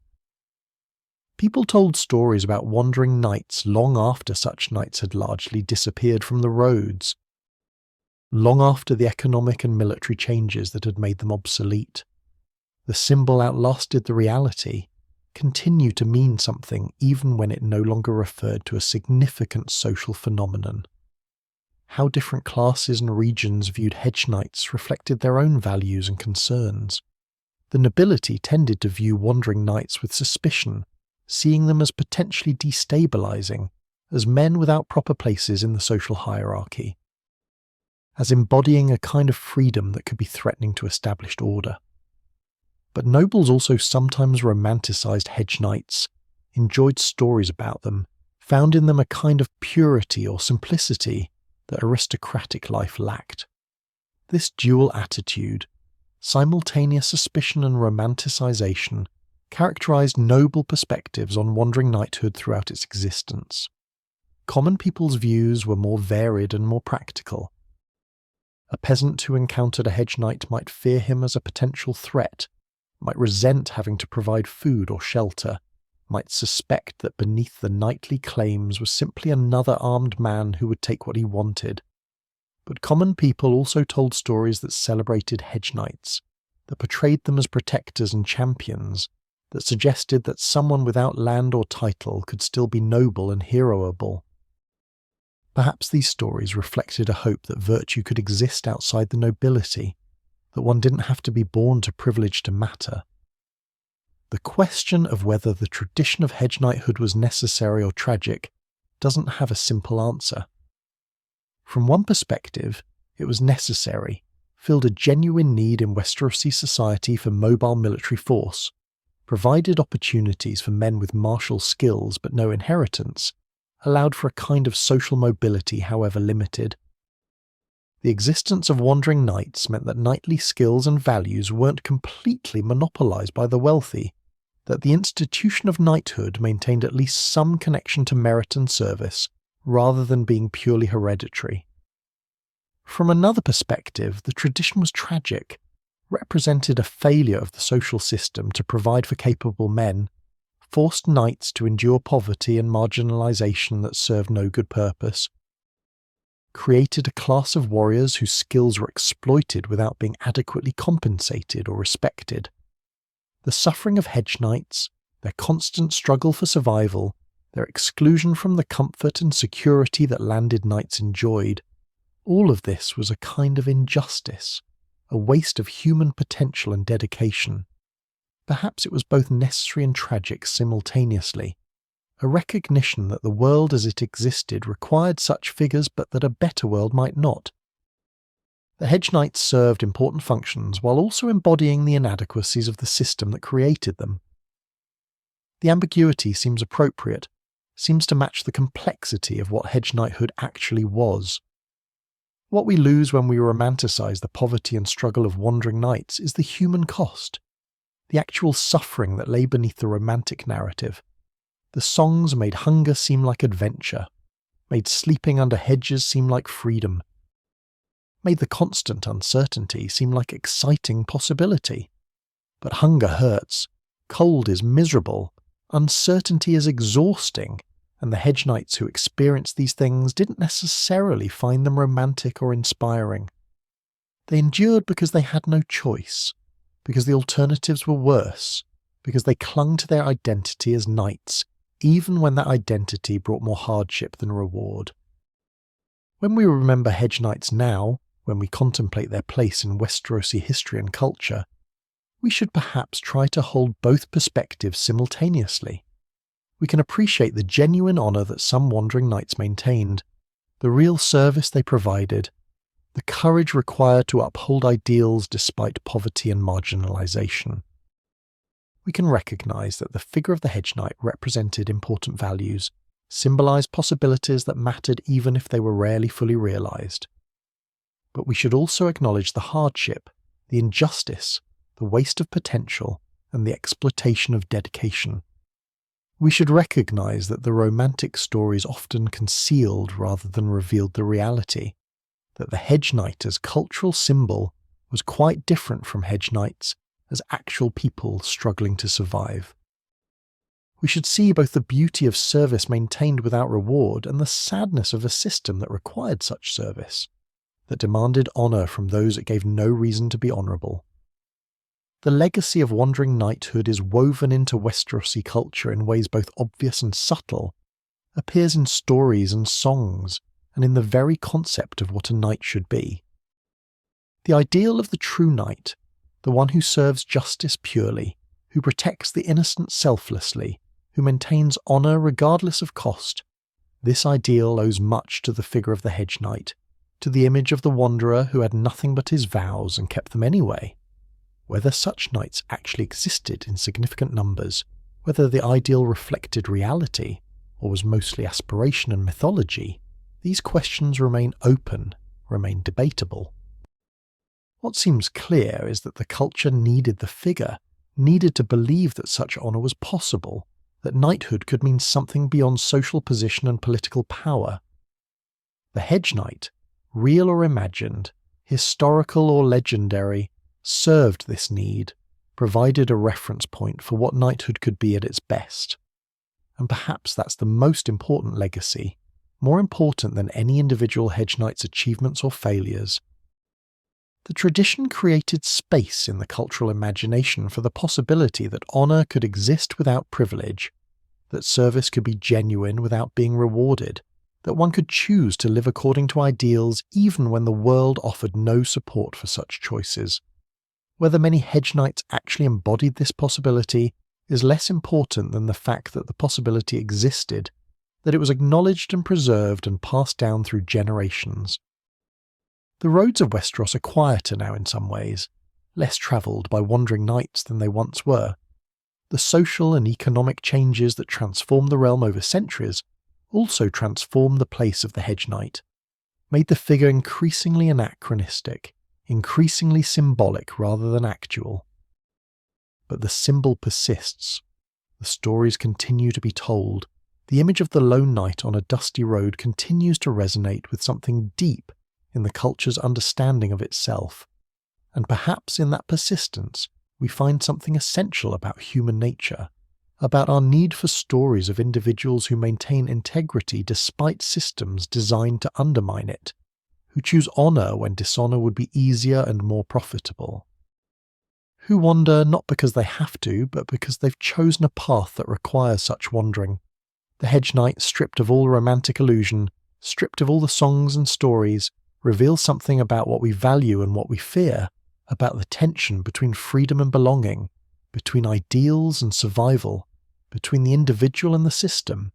In the end, the knights who never held land held something else instead, something harder to define but perhaps more valuable. They held the possibility of choice, the dignity of service maintained by decision rather than obligation, the knowledge that their honour, such as it was their own rather than being inherited or bestowed. Whether that was worth the poverty and the hardship, whether that made their lives meaningful or merely difficult, each knight had to decide for himself, and we who remember them from a distance can never fully know whether they found their wandering to be freedom or merely exile, whether they saw themselves as the truest knights or the most forgotten. We've travelled together through the dusty roads and forgotten paths of Westeros, walked alongside knights who carried everything they owned and nothing they could keep. We've seen honour maintained in poverty, dignity preserved in marginalisation, service chosen when no one demanded it and no one would reward it. We've contemplated the gap between ideals and reality, between the songs sung about wandering knights and the cold nights they actually endured.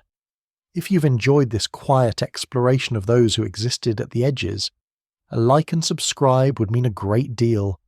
Helps others find these peaceful journeys into the corners of the world. And to those already here, already part of this, thank you. Your presence in these contemplative spaces matters more than you know. Wherever you are tonight, I hope you're warm, hope you're comfortable, hope the concerns of the day have faded just a little. The Hedge Knights are sleeping now too, under their hedges and stars, their horses beside them, their worn swords close at hand. Tomorrow they'll wake and ride again, but tonight there's only rest, only the quiet darkness, only the slow drift toward dreams. Let yourself drift with them. Let the road fade into shadow. Let the weight of armour and obligation fall away. The wandering can wait.